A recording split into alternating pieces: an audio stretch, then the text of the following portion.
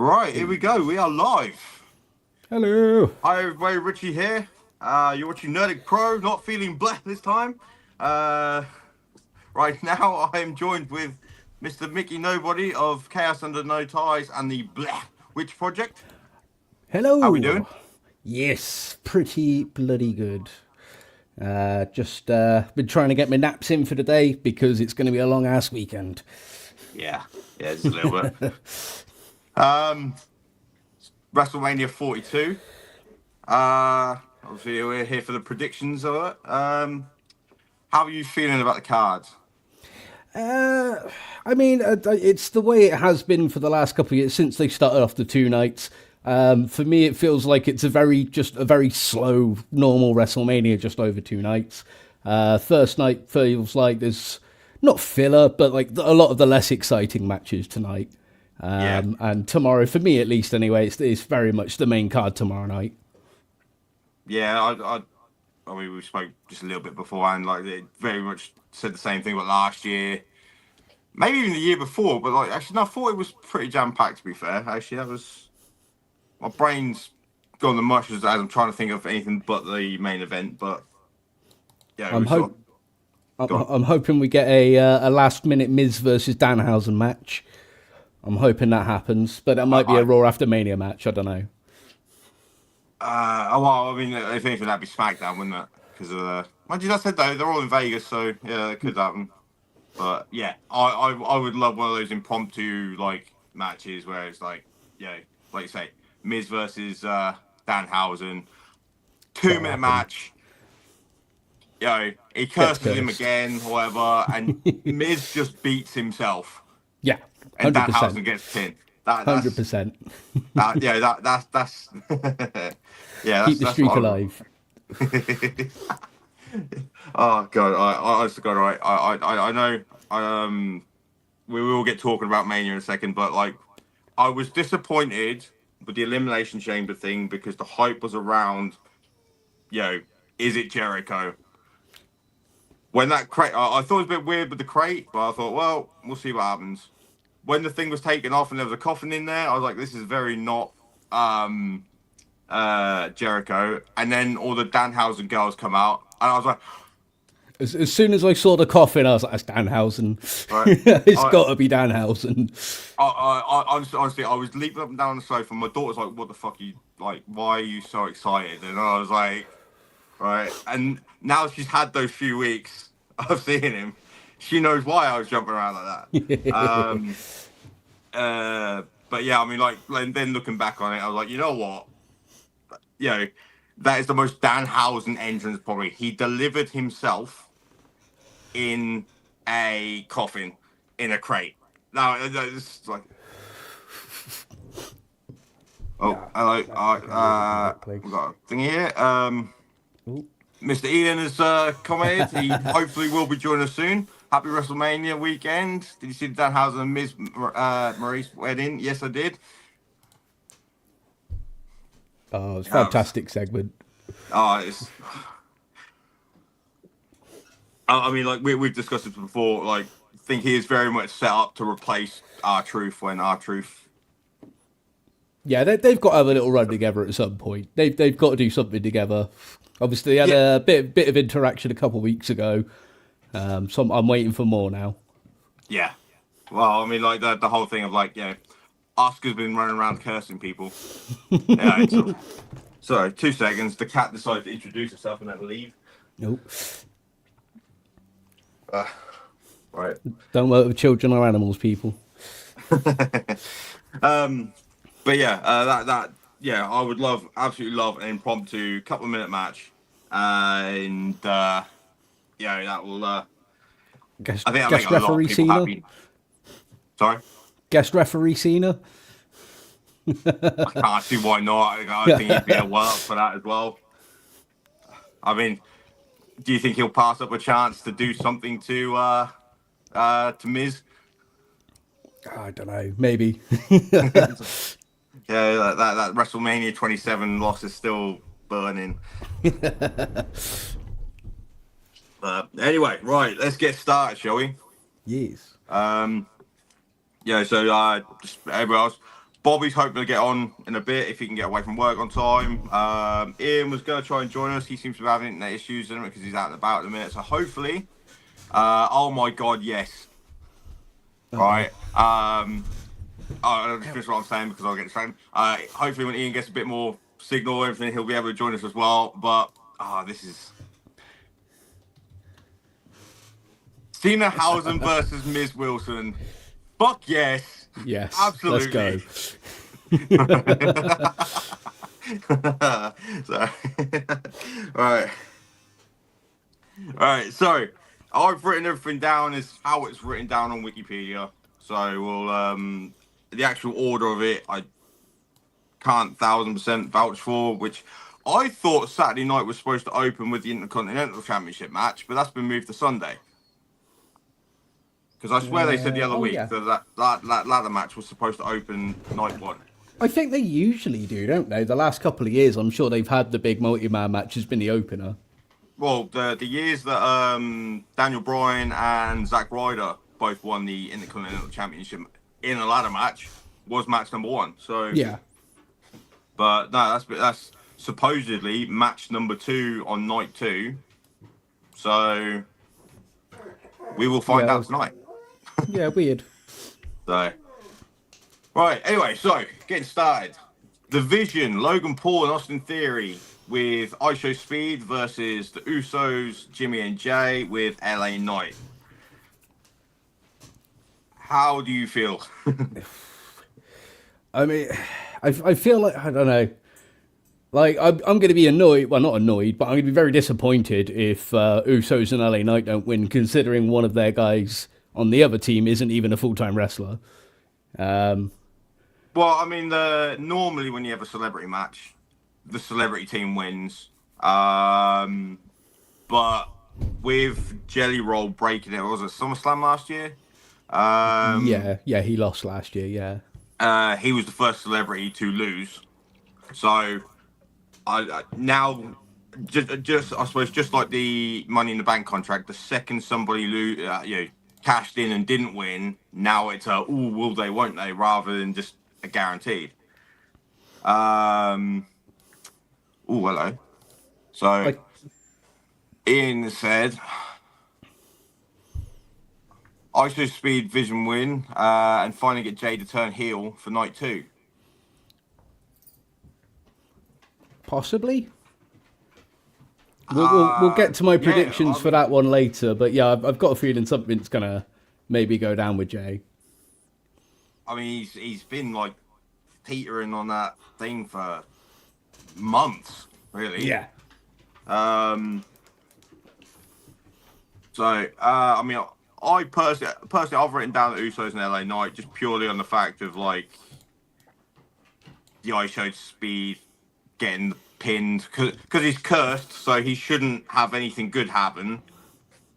You know, unless he because he seems to be kind of reluctant in being part of the team. Maybe he tries to help the other guys and then ends up fucking getting the loss that way. Because he doesn't seem to, like, on screen at least, like he doesn't seem to want to be involved. He's been kind of pushed into it, so maybe he'll try and turn on those guys, and he'll end up costing them the match, or costing the other guys the match somehow. Yeah, I don't know. Yeah, I just started saying that, like they said that he'll try and, well, it would be one of two things. He'll either try and run with it, and then because he's cursed, he cost it, or it'll be a case of he tries to wriggle out of it, and then accidentally helps the Vision to still win.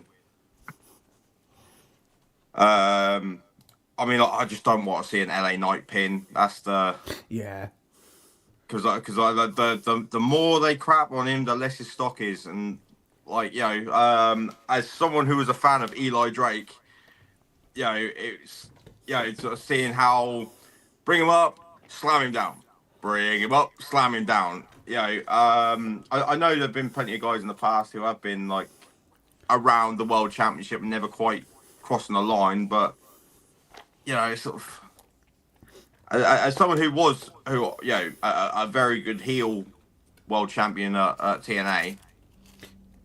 Yeah, I was going to say I feel like they need to just make him heel again, because I think the last time he was heel was with the The Bray Wyatt story. I think that was the last time he was a heel, and like he's just a lot better as a heel.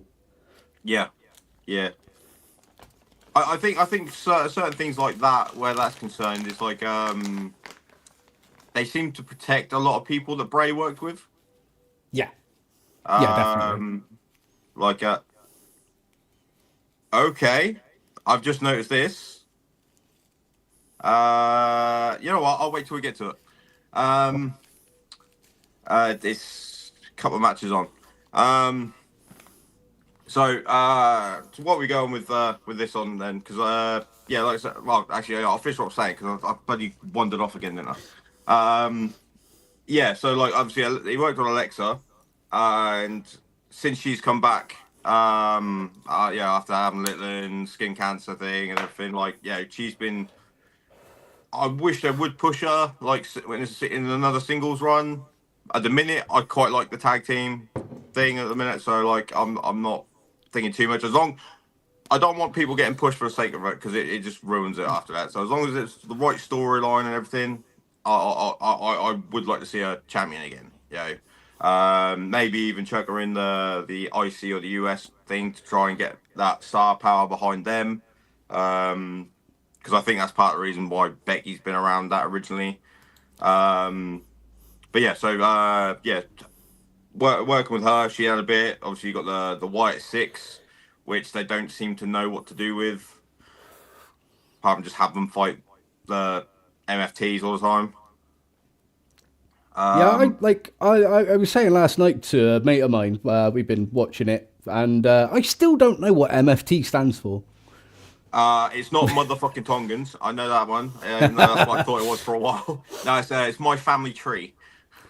Oh, okay. Yeah. Oh, It's still not that much of a better name. no. It's just a really weak version of the blood. Like it sounds like an AEW version of the Bloodline. It's like the Hurt Business, getting Yeah. Hurt Syndicate sort of. But yeah, like I say, like yeah, I don't know if it's the case because Knight was the last person to work with Bray. But the thing is though, like I know we just sort of spoke about like Charlotte Flair, you know, her thing with Alexa, right? I think it's the same as like you say about right. Charlotte's a better heel than she is a face. But I have quite liked this current run, so. Okay, what's he moaning about? Here is the salad dodger himself, Hey. Mr. Bobby Salazar. Boo, boo, Richie, boo. What am I being booed for? Go on, Bobby, get in here. What are you doing? Yeah, but yeah, like I said, I think like certain people they're protecting because of how they were working with him at the time. Randy is someone that doesn't need protecting, but that's a conversation we'll have in a bit. But yeah, maybe it's that. Maybe I'm just overthinking things. just boo, Richie, boo. Okay.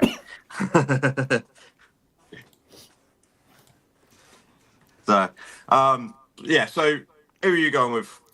So I'm gonna say Usos and LA Knight, but it's against my better judgment. I feel like the other team are gonna win, but I want Usos and Knight to win. So that's what I'm calling. I think that's a fair assessment. So match number 2, at least right, Jacob Fatu versus Drew McIntyre. Unsanctioned match. All I can say for definite is that's going to be fucking violent. Yes. Yeah, I'm looking forward to that one. I don't know how that's going to go. I do think, again, kind of going back to what you and I were chatting about earlier with the whole, like, it kind of feels like they're just scrambling to get ticket sales. I don't think they should have taken the belt off of McIntyre. I think maybe they could have made this like a big 4-way match or something in the main event. Especially for night one. I think you could have got away with that. Yeah, I think you could have got away with that, particularly for night one. I don't know. I don't have a feeling either way of who's going to win this. I think whoever wins, it's going to be deserved. They're both doing great on the roster. I would probably lean towards McIntyre more than Fatu, But then I feel like Fatu needs a decent win because I don't think he's had a proper win for a while. Yeah. So Bobby has said about calling for Jacob.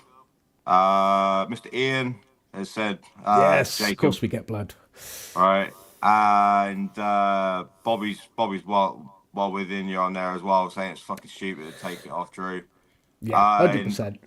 when when Randy won the elimination chamber, I thought, right, Randy versus Drew, that's gonna be a similar match to what we're gonna get anyway.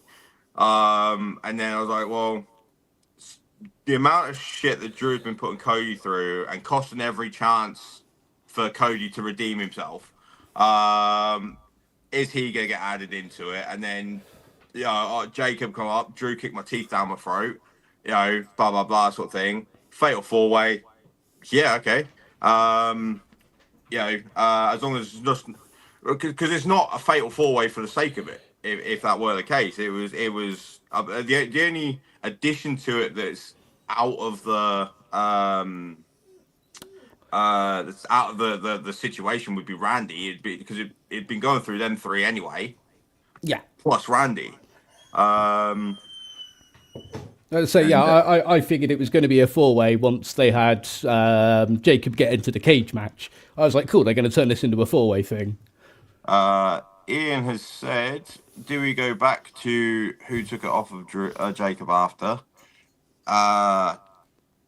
You know what? Potentially, this could be a Randy. I think leading into it was Randy to take out the competition. Or they'll make it McAfee for some reason. Well, he was a punter as well, wasn't he? So, like, Yeah. you know, I felt the right to TKO myself to call whoever made the decision to call them a fucking melon. And then, Happy Mania season. Maybe that's why Road Dogg left.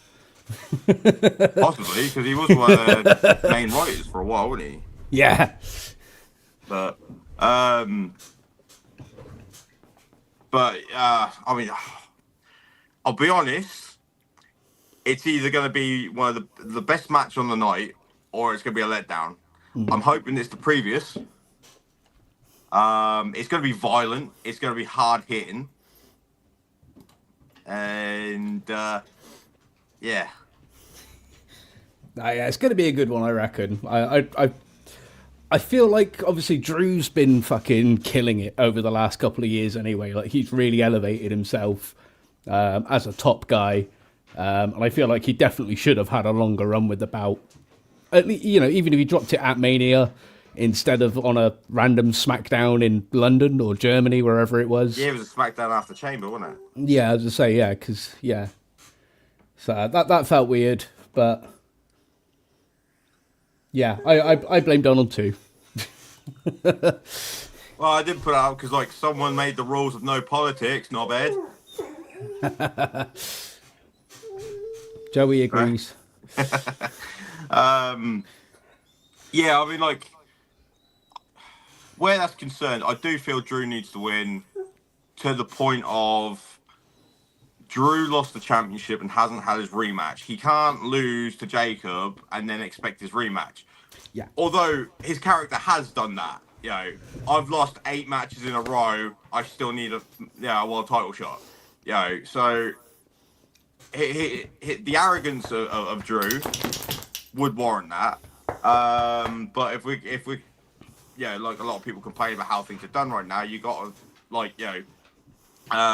you got to go with the win-loss record, and it doesn't matter how if we I'll use UFC as a example. At least back when I started watching it, you can smash through be ranked 15th. Next 5-6 fights, you're smashing through ranked fighters left, right, and center. But once you get to a guy who's been up in that top 3 for the past 10 years, and he kicks your ass, you've dropped down a couple of ranks. I mean, you're back in the queue again. That L then null and voids your win streak. So um, I would like Jacob to win because the idea of him being world champion, I loved him in MLW, so I would love to see him with the WWE Championship. However, for the shit that Drew's had to endure over the last couple of years, I want to see him win to get back up there because the idea of him versus Randy, I like the idea of. Yes. But you can't have two heels go against each other, so that would still have to be at least a three-way. Yeah, I'm gonna call. I don't know. I think I'm gonna call McIntyre to win, but again, better judgment says it'll probably be Fatu, because again, I feel like he needs a win more than McIntyre does.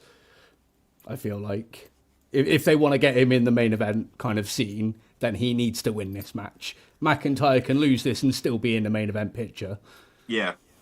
I was just trying to, just as you were saying, just trying to think of how, because it's an unsanctioned match, like what outside influences could you have? But Jacob's like far enough away from the MFTs that he doesn't need to worry about them. And I was hoping that Drew was going to end up with a stable the other year, but the guys in question have all got released the other year, so that went to shit. Because I thought he was going to have. Because when he was having a load of shit, I thought he's going to disappear for a bit. He's going to come back, and everybody's like, yeah, and he's going to do Drew stuff. And then the second he's on the back foot, Gallus were going to turn up. And then Gallus got released. Unless they, what's Sheamus doing? They could pull Sheamus in for it. Have him and Sheamus do a fucking tag team or something. Because like it's obviously well documented they're good friends, and I haven't seen Sheamus on screen for a while. But I don't know if he's injured again or what. Without looking at it, I wouldn't know.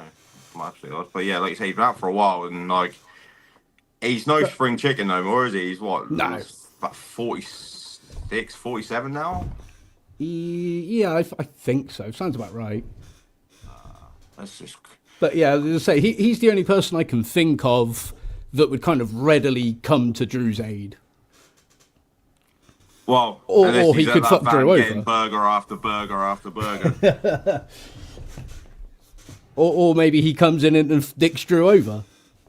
I don't know if he's maybe said something about Sheamus on something lately, and Sheamus comes in and goes, fuck you. He's 48. Well, last time they were in a thing together, they were knocking 7 shades at each other. I think the last time they were in a ring together, it was the triple threat for the IC Championship at Mania 39. Yes, I think you're right. Which was incredible, and I think if you were near ringside, you had to wear ear defenders because they sound like gunshots. I'm several thousand miles away, so. Sheamus, he was removed out of the John Cena tournament because of a shoulder injury. Oh, okay. It's been 5 months, so it's it's possible. I don't know. Yeah. Why don't I get involved? Fuck that.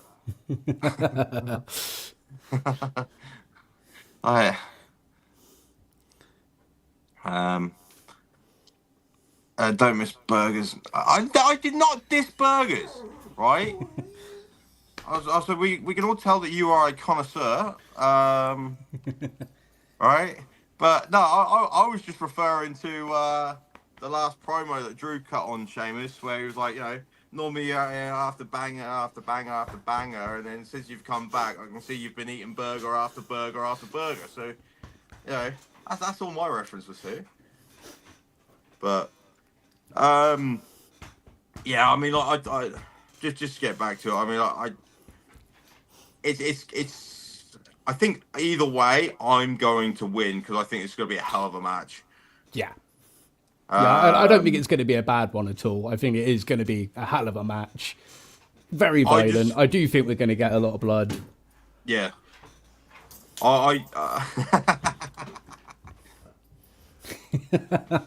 Fuck you, Big Mac. Up the Whopper.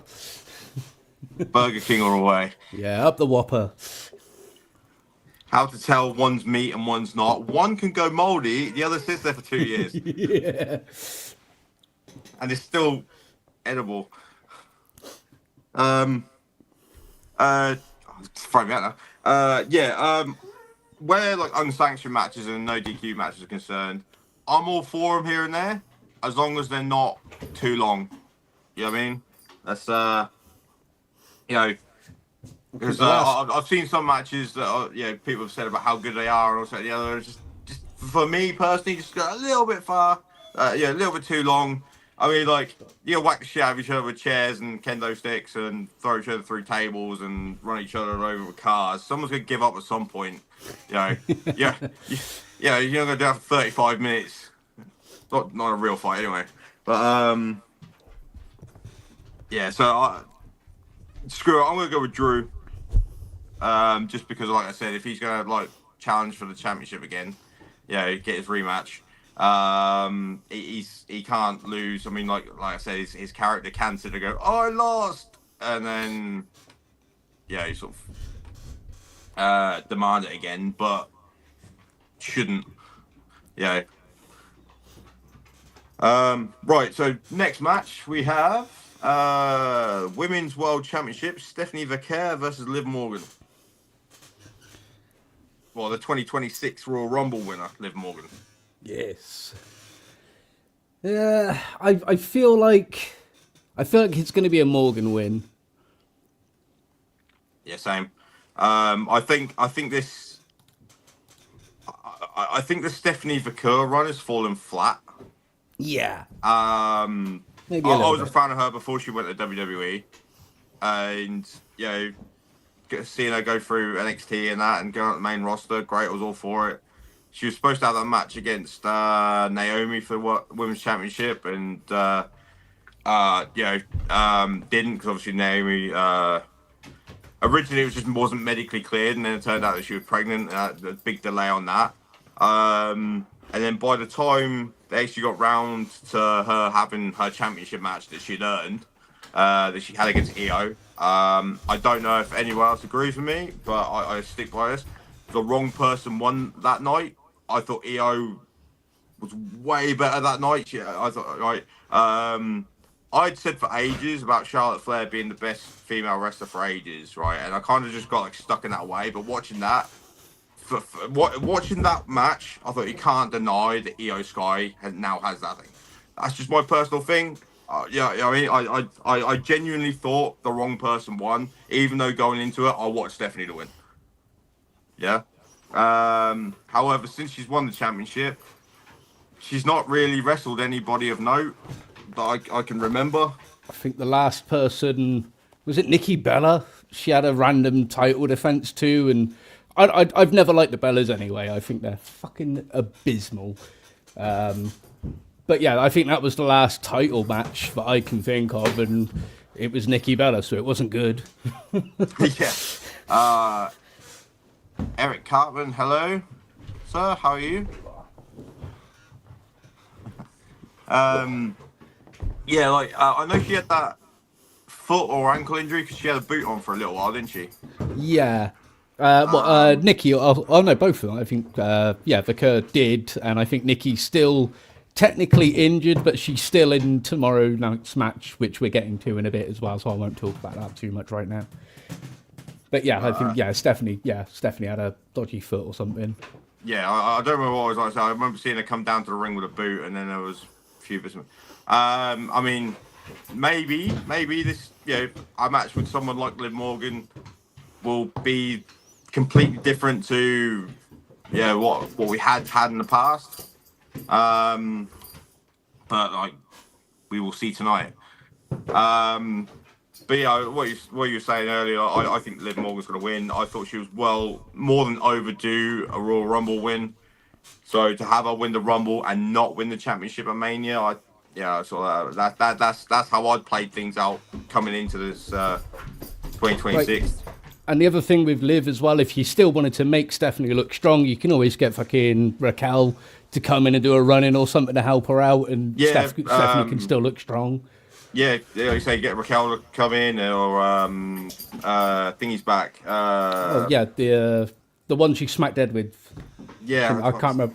Roxanne. yeah, Roxanne Perez, she's back. So Um, I feel like with the when they were going to have that conversation, they got their heads smacked in. I feel like that was going to be the start of a build up to those two having a tiff about Dominic. yeah. So I think that's maybe where they can go after Mania is that, and then possibly turning on Raquel at some point because they keep teasing Raquel's going to get the bout as well, and obviously they haven't pulled the trigger on that. But I feel like that's going to happen soon enough too. See, I'm starting to see personally a Raquel turn. Just because I remember back when she was in NXT, when she was with Dakota Kai, she was like Dakota Kai's muscle for Yeah, X amount of time, and then Dakota kept failing to get the championship, and then Raquel did beat Io. stop. Yeah, it was Io for the championship and that, and then she then turned on Dakota because Dakota was almost bragging that it was like basically like she'd done the work for it sort of shit. And that's when Thingy turned face, and I could see a similar sort of thing happening here. Um, and because I liked Raquel back then when she come to the roster, main roster and that. They checked her in the tag division with Aaliyah for a bit, and then Aaliyah got injured and Liv Morgan replaced her. So like, I liked that they still had that connection when Morgan come back and stuff. I did like that, but like every good tag team, someone has to turn on somebody. Somebody has to be the good Yeah, guy. Someone has to be the bad guy, and that's that's what I'm looking towards. But at the same time, though, you've got like I said, Roxanne's back, and is the new blood gonna wanna take a shot? So um, sorry, dog's crying at the window for no reason, so I'm just trying to get him away. He's it's all being a right. pest. We all love you, But no, Joey. yeah, but yeah, I feel like Liv's going to win because I feel like they've got more story to go off after that. That's basically all I've really got to say about that because I haven't found Stephanie all that interesting since she's been in. Personally, I feel like it's very much been banking on that one move, which isn't that good, to be honest. With her, I Again, think that's that's all something the else I hype is. thought fell flat. Personally, Part of the sell for that was Booker T. yeah, You know, so but we're both going for Liv Morgan on that one. yeah, Yeah. 100%. So next in line we have AJ Lee versus Becky Lynch for the Women's Intercontinental Championship. How are you thinking? So I feel like with the fact that Becky has put AJ over clean since was it October she got the belt, wasn't it? October or November, AJ got I the belt off of her, I think. don't remember. But like, Um, yeah, but Becky's put her over clean every single time. Outside of the ring, those two, from what I understand, are fairly close. So I feel like this is probably going to be a Becky win, it and was that's fine February with AJ me. one. That's fine with me. I'd be happy with a Becky win again because yeah, she's lost cleaners several times. AJ has been the stronger baby face in all of this. She's got the bigger crowd pop for partly for the nostalgia, partly because she's Punk's missus, partly because she is really fucking good. There's definitely still some ring rust there. I think she needs more matches on TV. The last one Yeah. of note was the Bailey match. But even then, like she's still noticeably a little bit rusty. But then at the same time, I could also see it going the other way as well. But I do think it's going to go back to Becky.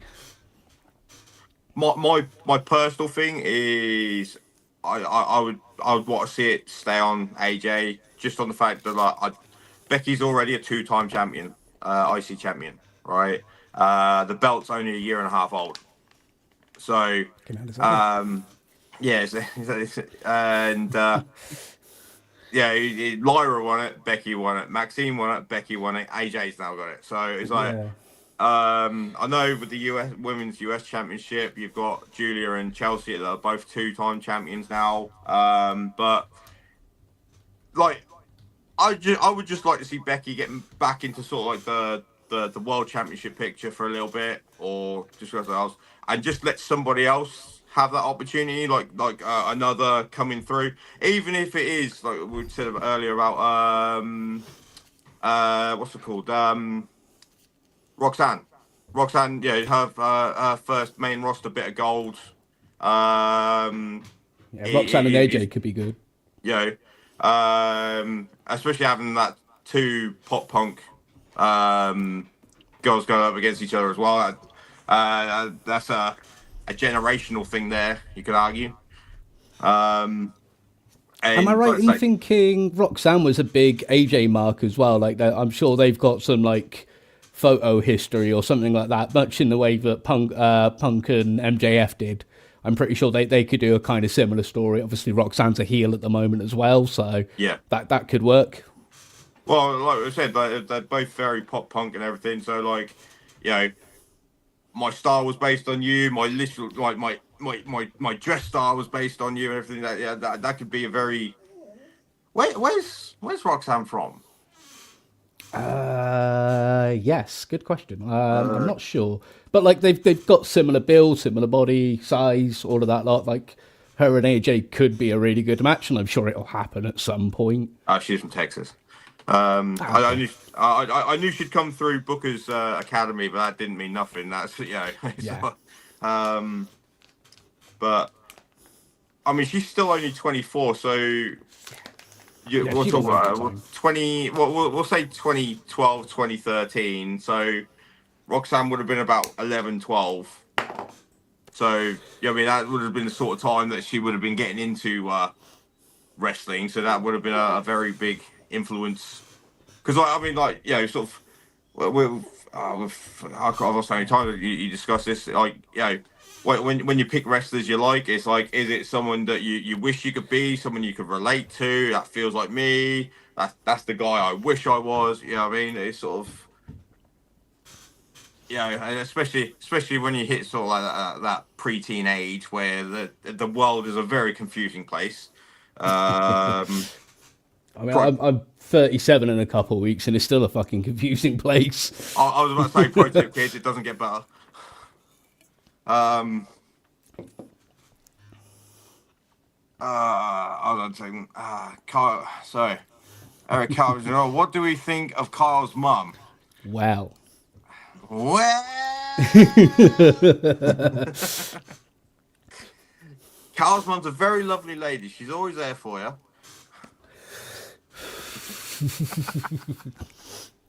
So can't sing the song. You'll get copyrighted.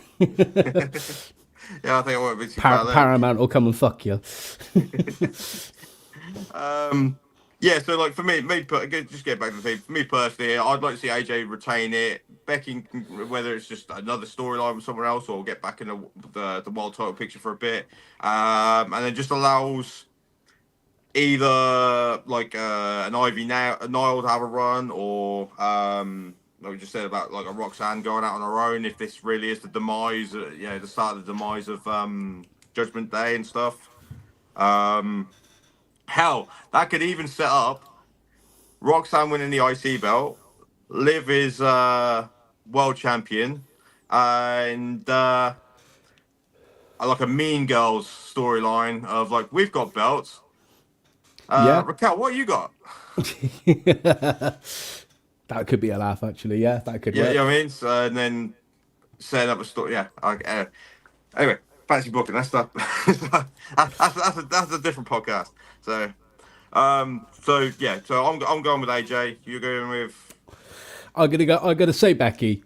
I think Becky's due to win at this point. Right, next up. Now, this is the one that I got a little thingy about a little while ago. Women's Fatal Four Way Tag Team World Tag Team Championships. Irresistible forces of Nia Jackson Lash Legend versus Charlotte Flair and Alexa Bliss, Bailey and Lyra Valkyria, and the Bella Twins. But there's a caveat here. Yeah, right here it only mentions one of the Bellas. See, my one says Nikki Ambry. I was watching the Hall of Fame red carpet last night. Yeah. Nikki was in a boot, but she did make a point of saying, "I am going to be in the match," so she should still be in it. That being said, I'm pretty sure I know who's going to win this one. I've got a good feeling about who's going to win this one. It's not going to be the Bellas. Hope for, like again, like I'm not a fan of theirs anyway, so I kind of hope this is the last we see of them, other than guest appearances. I like they do my head in. They're crap. But I feel like this has got to be Bailey and Lyra. They've got to win this. I think. I know this sounds like I'm cheating, putting my betting on two horses, but I would either like to see an irresistible forces retain, or if it changes hands, Lyra and Bailey. That's my thing. Like watching Last Legend from when NXT 2.0 first started to now, like it's night and day. Right, she was god awful back then. I don't know if it's a case if they tried to push her at the beginning. I don't know what kind of name she had for herself. In the WNBA. I genuinely don't know how. I know a lot of people slag it off, but I know a lot of people slag off women's sports just because it's not the men's game. So Yeah. I'm not even going to pretend to know anything about it. I don't know if she was a decent name on it. I don't know if she was a nobody or what. So, but when 2.0 first started, I didn't like it because it was just you know when you get a TV show where they're like, yeah, a new series of this come out and they just recast everybody Yeah. with no explanation. It was like that. There was like 3 or 4 people left over because either everybody got released or dragged up to the main roster, and there was like I said, there was like 4 or 5 people left, and even then, their job was to put whoever over as they were leaving. So, and Lash started, and then she went away for a bit, and everything, and then like so over the last what has that been 2022, I think it was when 2.0 started. So Yeah, about then. yeah, so last 2 or 3 years, for the last 3 or 4 years, right? I mean, how much she's improved, right? I was surprised she didn't get a championship in NXT, right? And as soon as I see her turn up on SmackDown to help Nia Jax out, I thought if this is her call up, it's bloody well deserved. And so and Nia Jax, I think, gets shit on a bit too much. I mean, I will admit she's not the world's best wrestler. Far I from like that, Nia. I think right? Nia's fucking fantastic. Again, she's maybe a little bit clumsy, but as a wrestler, as a talent, I think she's fucking brilliant overall. I've I, always loved Nia. I think she's been wicked. I think she's one of those wrestlers that's very good at getting other people over, Yeah, yeah. She's right? again. I can't fault her other than maybe being a little bit clumsy, but that's the worst of it. She's great on the mic. She's got a great look to her. Like she obviously knows what she's doing, being in the big fucking Samoan family and everything. She's got the natural thing for it. And yeah, I think she gets shit on unnecessarily.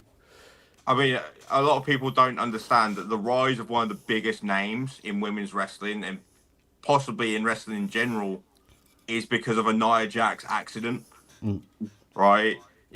When she accidentally busted Becky's nose open, if that hadn't happened, you wouldn't have got that picture of Becky stood at the top of those steps with her face pissing with blood, looking badass as fuck, and Becky would have got back to being a mid carder, Yeah, right? Because like she was always tracked as the fourth horsewoman. The other three had already got pushed left, right, and center, right?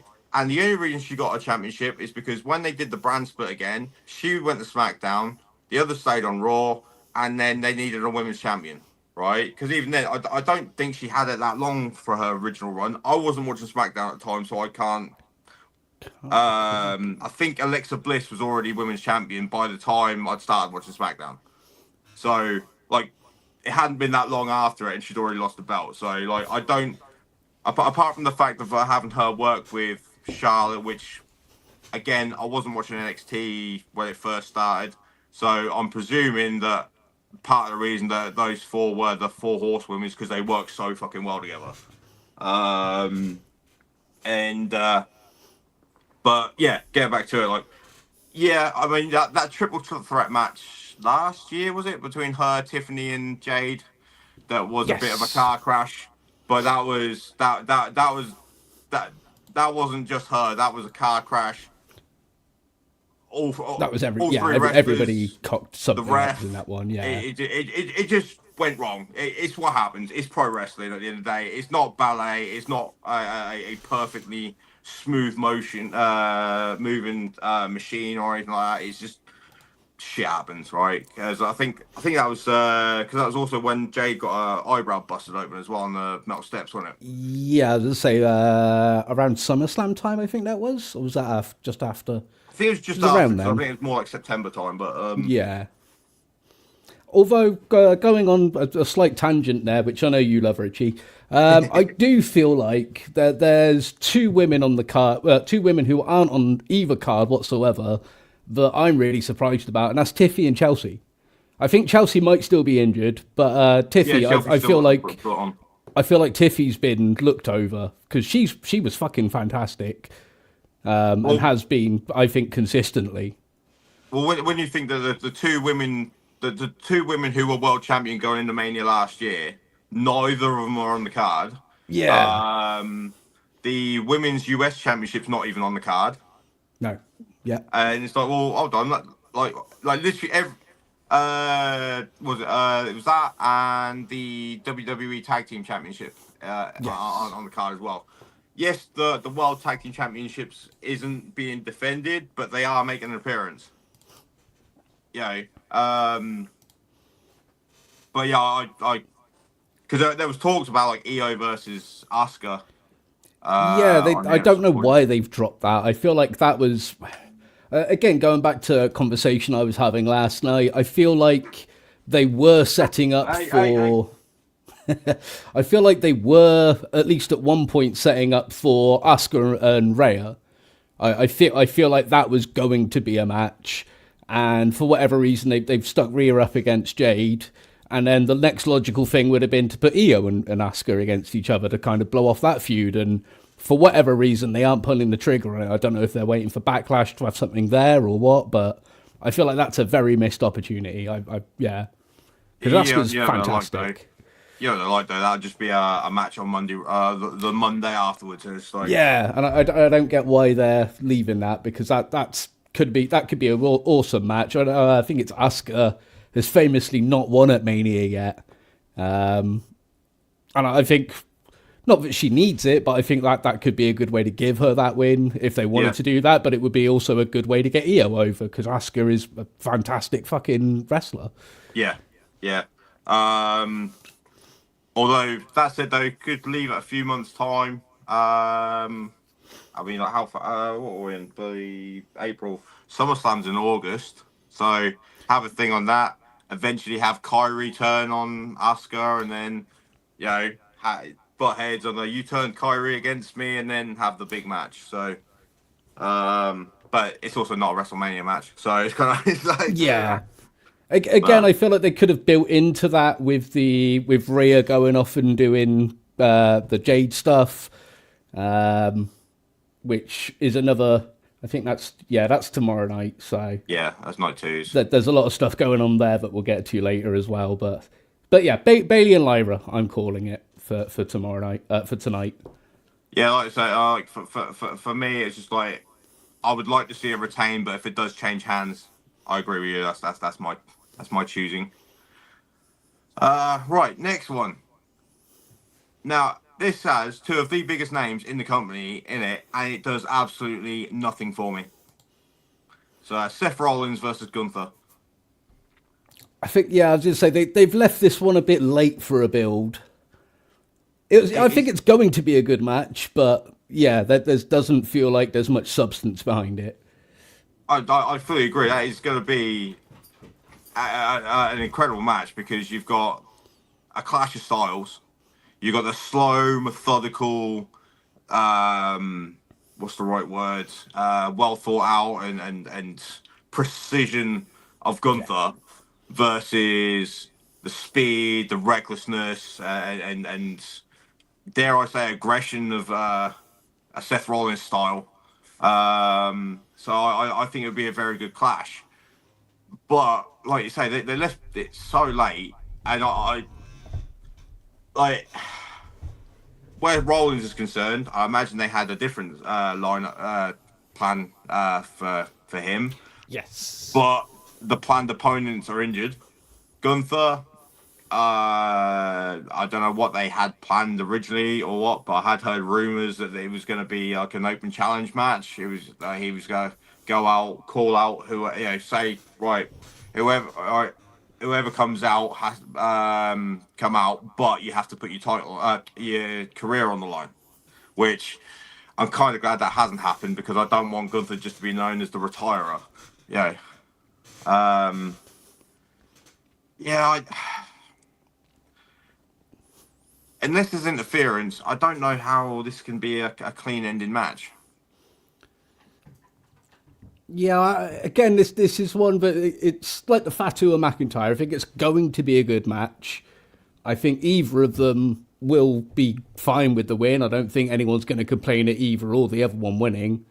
But yeah, it feels rushed. It feels last minute.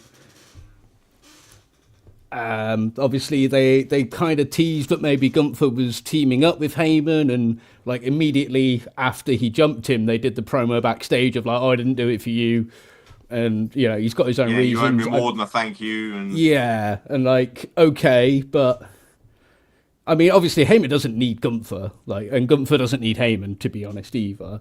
no, But at the no. same time, like, yeah, I don't know, it feels weird. The It only feels thing I weird. could possibly think of is Gunther's connection with Heyman. Obviously, like the whole Seth being turned on by Heyman and Co. is a storyline itself, but potentially Lesnar's supposed to retire this year. So is Gunther gonna be Heyman's new big guy? But he's already got the bronze. So it's Yeah, kind of, is it just a random thought that popped in my head that does sound good but is overthought? We'll see. Um, I, like so this can't be a clean ending match. Either the Vision are going to get involved and cost Seth, or the Vision's going to get involved and then backfire on Gunther. yeah. The only other thing I'm thinking is obviously he's been injured since like January. Is maybe Braun comes down Yeah. and fucks over Rollins. That's the only other way I can think of this will end if it's not just a clean win to one or the other. Because again, either of them could win clean against the other. I don't think like Gunther doesn't need to cheat. Rollins is a good enough and well established enough wrestler that he doesn't need to cheat. Especially when they seem to be wanting to push him as a face at the moment. Since his return. So I feel like maybe that's how they're going to bring Braun back, is have Braun come back, spear him, have a ref bump, spear him while the ref's down, and then have Gunther win that way. I think either way, Gunther needs to win. If I'm absolutely honest, now I've really had to think about it. Right, the man who retired Cena, right? They've got to do something with him, and they haven't done anything in the 4 months since. Right, everyone had him down to win the Rumble. No, he didn't win the Rumble. All right, Chamber wasn't even in the qualification for the Chamber. No, You know, yeah. and, Well, he was and retiring AJ, wasn't he? So oh yeah, retired AJ, and he's like, well, now if he'd gone on and won a world championship, and he's had like that year and a half run or nearly 2 year run that he had with the IC belt and that, yeah, because he did a similar sort of thing with the NXT UK belt as well. yes, Then yeah, I could see it on the fact that like he could lose because he's had the belt for X amount of time, or he's a couple of extra world championship runs into since the retiring of AJ and Cena. That's the thing. But right now he should be the hottest shit on the planet because he retired the GOAT, and yeah, then you know um and and then a month later retired somebody else who's also in the same bracket. Just because he didn't do all his stuff at WWE doesn't mean he's not, in that same bracket. But I think I think if Seth lost, it wouldn't hurt him at all, really, because he's been there before. Yeah. And again, going back to what you were saying about the favour for Heyman again, that they're doing that kind of thing again. I do feel like that is going to be, especially with the career killer stuff. I think that is going to end in him and end in Lesnar's career. I think that is going to happen because that was my initial lineup for Mania. I thought those two were going to be against each other, and I thought maybe it was going to be like a 2-3 match feud thing. Like have a Mania, SummerSlam, Survivor Series. Brock leaves at Survivor Series maybe, but obviously they're going with Oba. We'll get into that in a little bit. But yeah, I do. I think you're. I think you're on the money that Gunther and Lesnar is going to happen before the end of the year, and I think that will be Lesnar's last match. I think similar sort of thing to what we said just now at the start of the talk about this one. That's going to be a clash of stars as well if we do get Lesnar versus Yeah. Gunther. That slow precision European style versus that high speed American mat based style, mixed in with the MMA as well. Yeah. With all the other crazy shit that Lesnar's done in the past. But then Lesnar isn't against taking a squash match either. Like he's not against being squashed. We've seen that with Goldberg in the past. I've got again. We'll get into it in a bit, but I feel like we might get that with Oba, with how he's been obviously very happy to put him over the last few weeks. Yeah, I mean, like, one of the biggest honors I ever had, Yeah. like you said, we'll get into it properly, is like when he power bombed him and he's on the floor and he went, "Put your foot on me." Yeah, You just know what I mean? Lesnar Like, selling in general is rare. So yeah, I feel like they're definitely building up Lesnar leaving. right, like you say, we'll get to that in a minute. Yes. So, right, so I'm going Gunther on this one. I'm probably going to say Gunther as well. Right, there we go. Right, so headliner of the main event of the evening. I've been talking music too much. That's why I said headliner. Cody Rhodes, WWE champion, versus Randy Orton with Pat McAfee. If Orton loses, McAfee leaves professional wrestling industry permanently. Well, that's not going to happen, is it? No, I don't think so. I think they're going to keep him around for commentary for a while.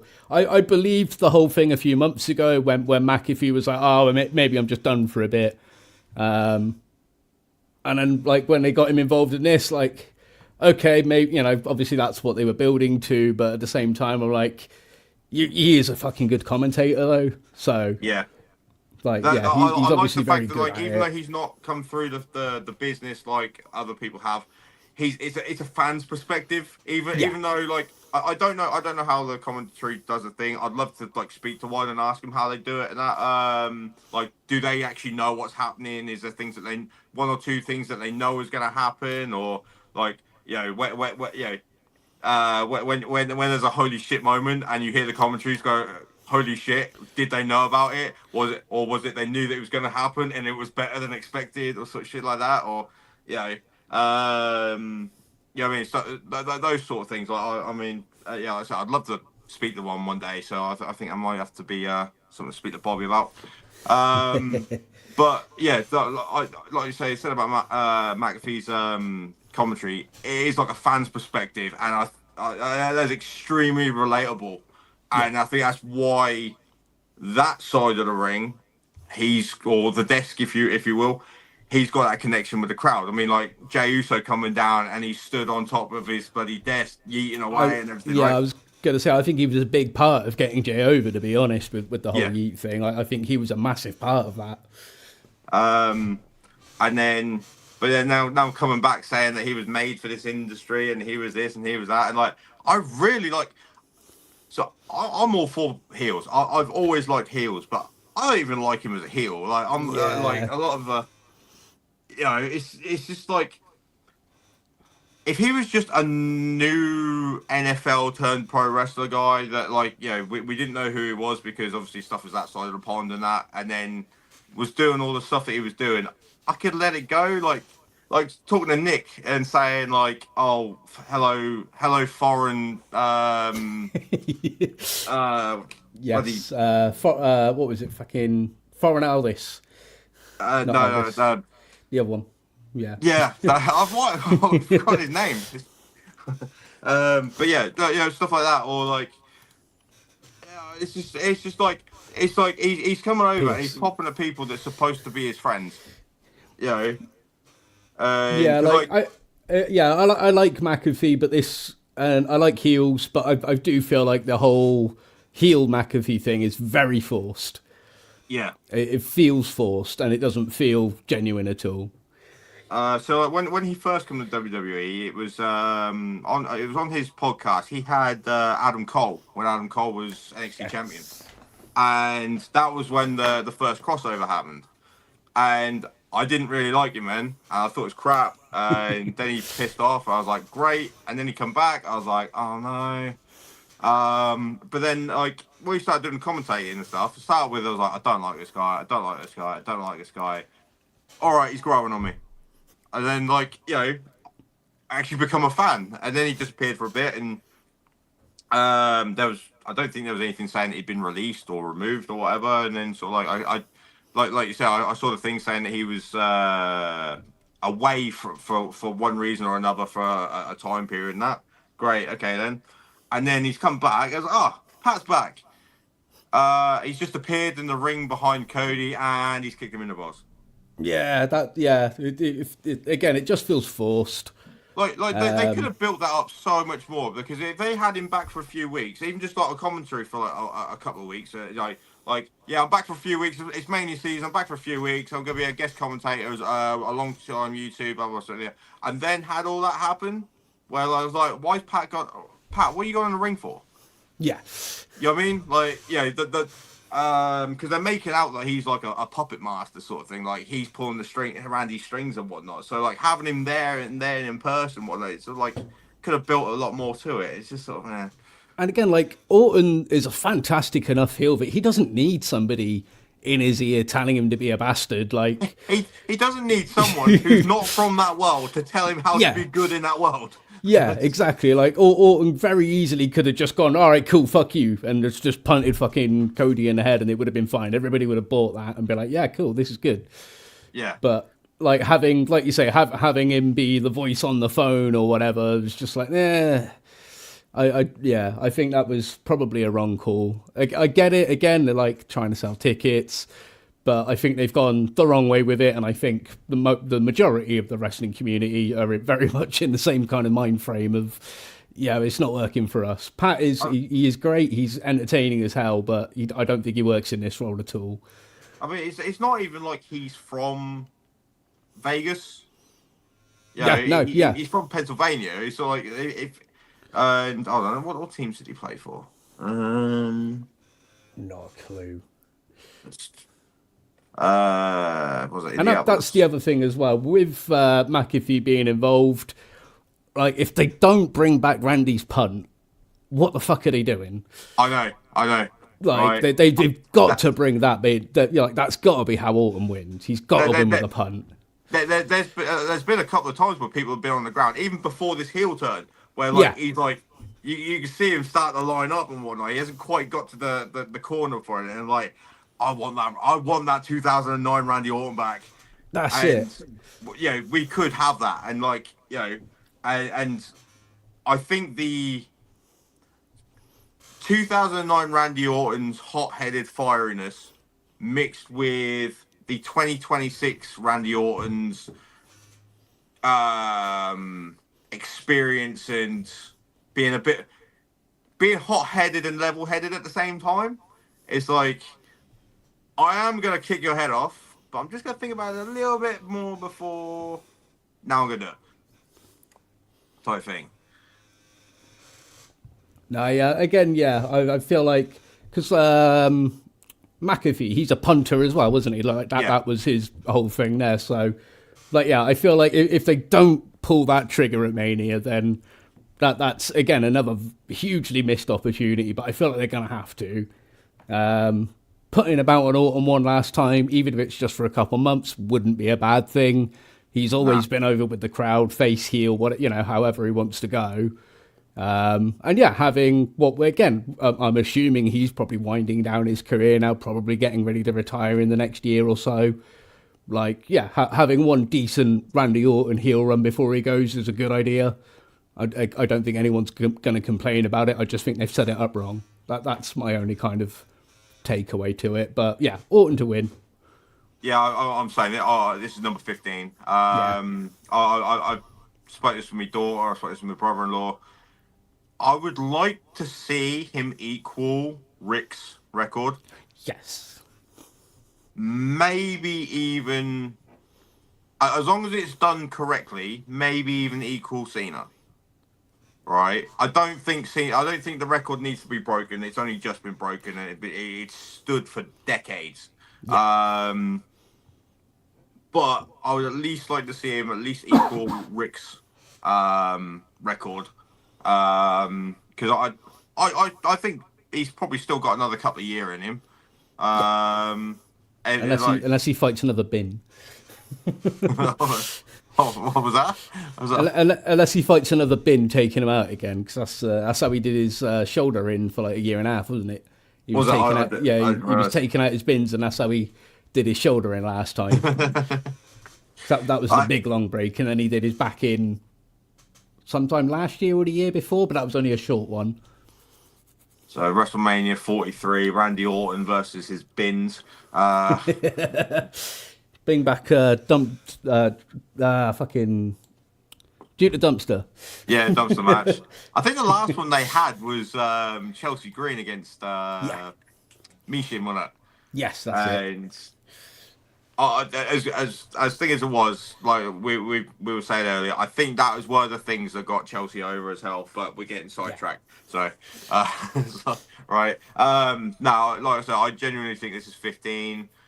I can't remember if I was talking to my daughter, I was talking to my brother-in-law the other night. I'd like to see him hold it to sort of like SummerSlam time. See who's sort of like King of the Ring winner at that point. See what happens there. Which my head's what's the word? Buddy. What's it called, buddy? Future planning. I can't think of the right phrase. I've said it about 6 times already. But fantasy booking, that's the word. Could lead up to something like that, but we'll discuss that in a bit because it involves someone a little bit later. But yeah, I think this is 15. I'd like to see him go SummerSlam. That'd be still a decent run.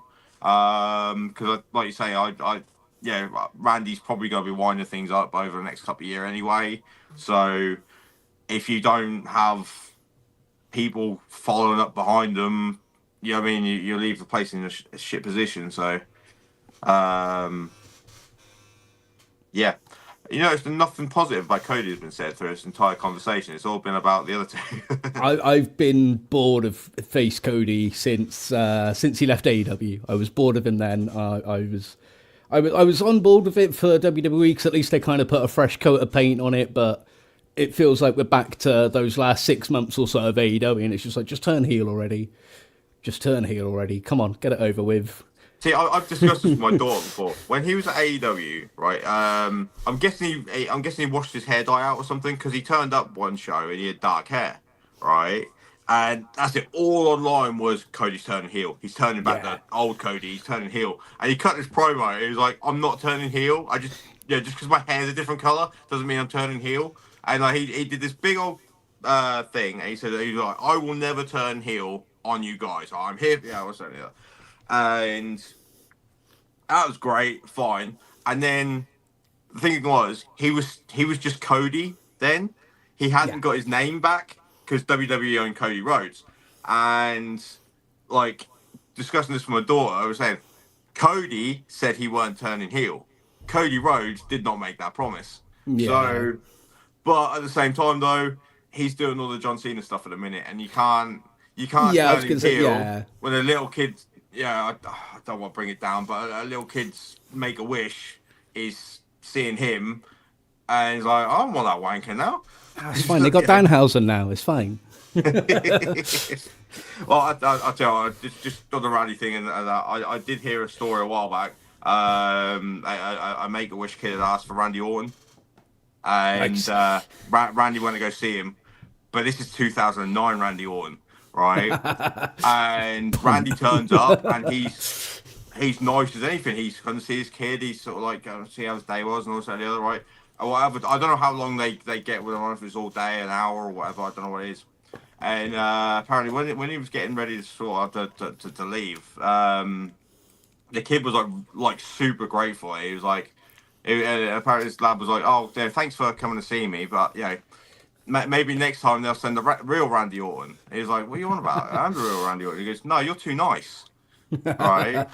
And apparently, like as Orton was walking towards the door, he just spun round into the press up for like that hunting RKO.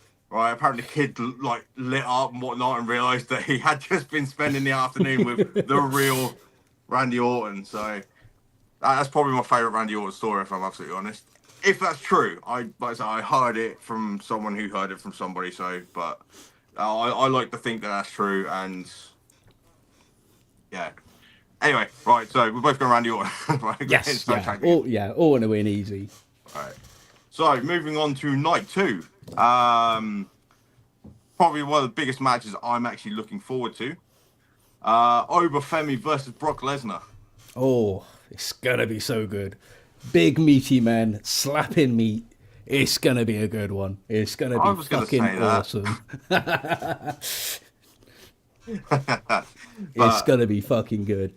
yeah, it's either gonna be one of the matches that steals the. Okay, there's so many things. It's gonna be one of the matches that steals the night, which Yeah. you kind of expect. It's got the potential to be a Lesnar versus Goldberg match. Yeah. As in, you know, falls flat on his face. But I was chatting to my daughter earlier, and I was saying, could you imagine if Oba just runs through Brock in about a minute? You know, I can. and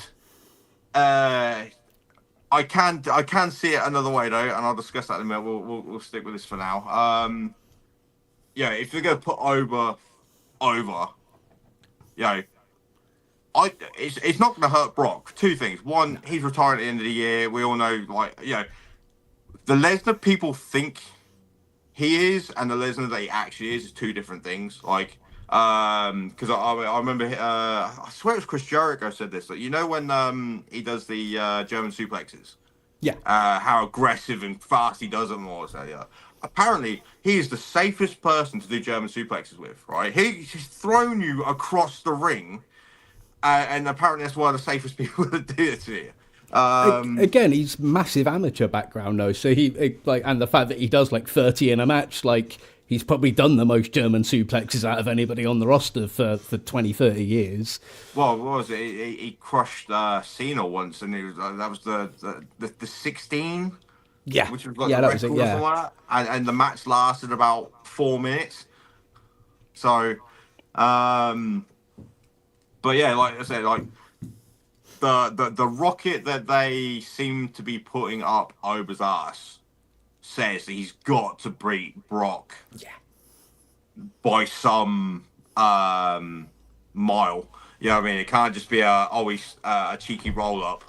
yeah. Although I tell you what, that would be that I think that would shock a lot of people if it's like having a genuine match. They get until like 8-9 minutes in, literally knocking shit out of each other, and one of them just gets a cheeky schoolboy on the other. Right.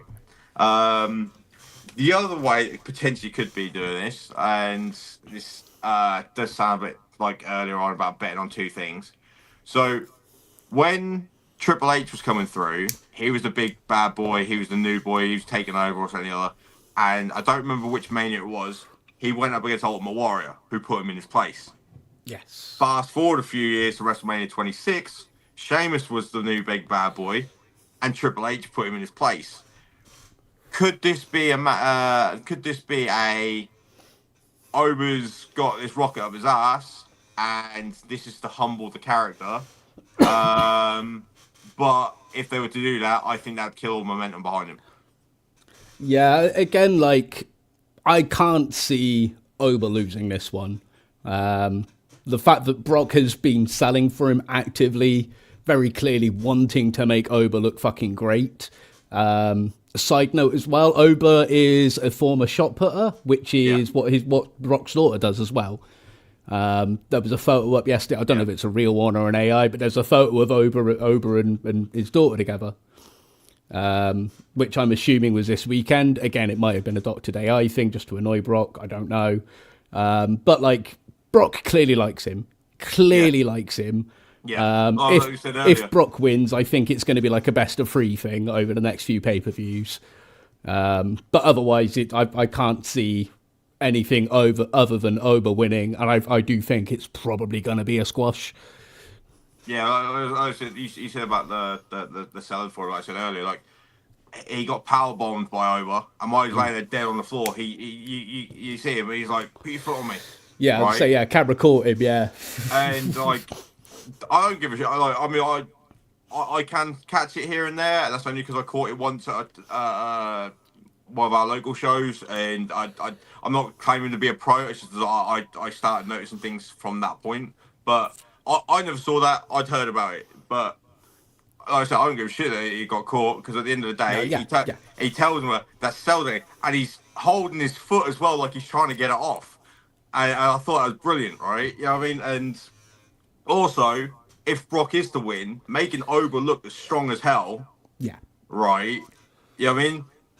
That makes Brock look like he's the underdog in the match, I right? was gonna say, So, yeah, that's what I mean. Yeah, they very could easily. Again, it's Brock Lesnar. There's no reason why he couldn't win against Ober.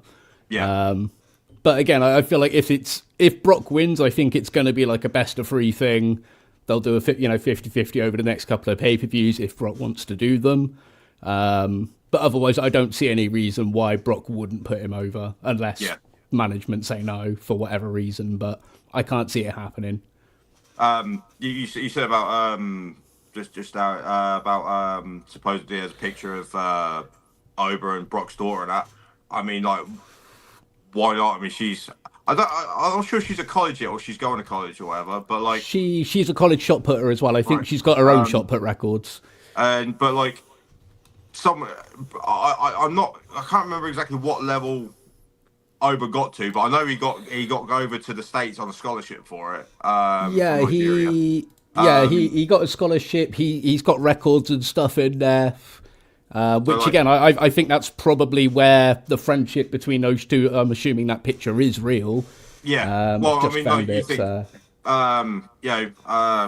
I'll compare it to our mutual field, music. Like how many guitarists speak to other guitarists just for a bit of advice and all this, that, and the other, and so on and so forth, and stuff. And it's a case like, what tips and tricks has he got to help her get, improve something?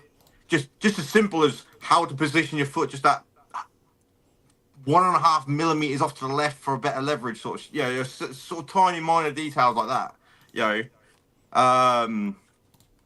it's just stuff like that as well, or whatnot, but yeah, another start of a tangent, wasn't it? So yeah, both going over on that one, are we? Yeah. Over the win. Over the win. All right. So next match, which mentioned earlier, was supposedly supposed to open night one. The six-pack ladder match for the WWE Intercontinental Championship.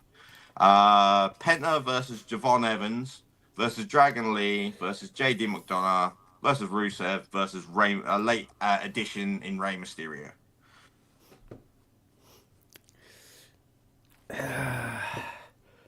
I mean, my gut says Ray, but then I feel like Penta could probably retain reasonably as well. I can't see it being anyone else. I would like to see Javon Evans win it if it changes hands. I love Penta. I'd love to see him keep hold of it. However, I would happily see him lose it so that we get the Lucha Bros in the tag team division. Yeah. That's the only reason I would want to see him lose it, unless they're gonna chuck him in the world title picture, because like Penta is one of my favorite wrestlers. So, um, and Javon Evans, I'm not gonna say he got done dirty, but I just wish he'd got a championship in NXT. Yeah, like I will say this, I'm blue in the face. Last year's Mania, the triple threat between Punk, Roman, and Seth was the best main event of WrestleMania. But it was not the best main event of that weekend, because Stand and Deliver's main event of Javon, Trick, and Oba left that for dead. It was absolutely wrecked that. I did wonder if that's why they moved Stand and Deliver to last weekend. Yeah, they didn't want Mania to get outshone again, or what, or whether it was a case of because there's that little bit of an extra gap between Elimination Chamber and Mania this year, that they just were like, we'll chuck that in like a week early, just a little bit of a filler.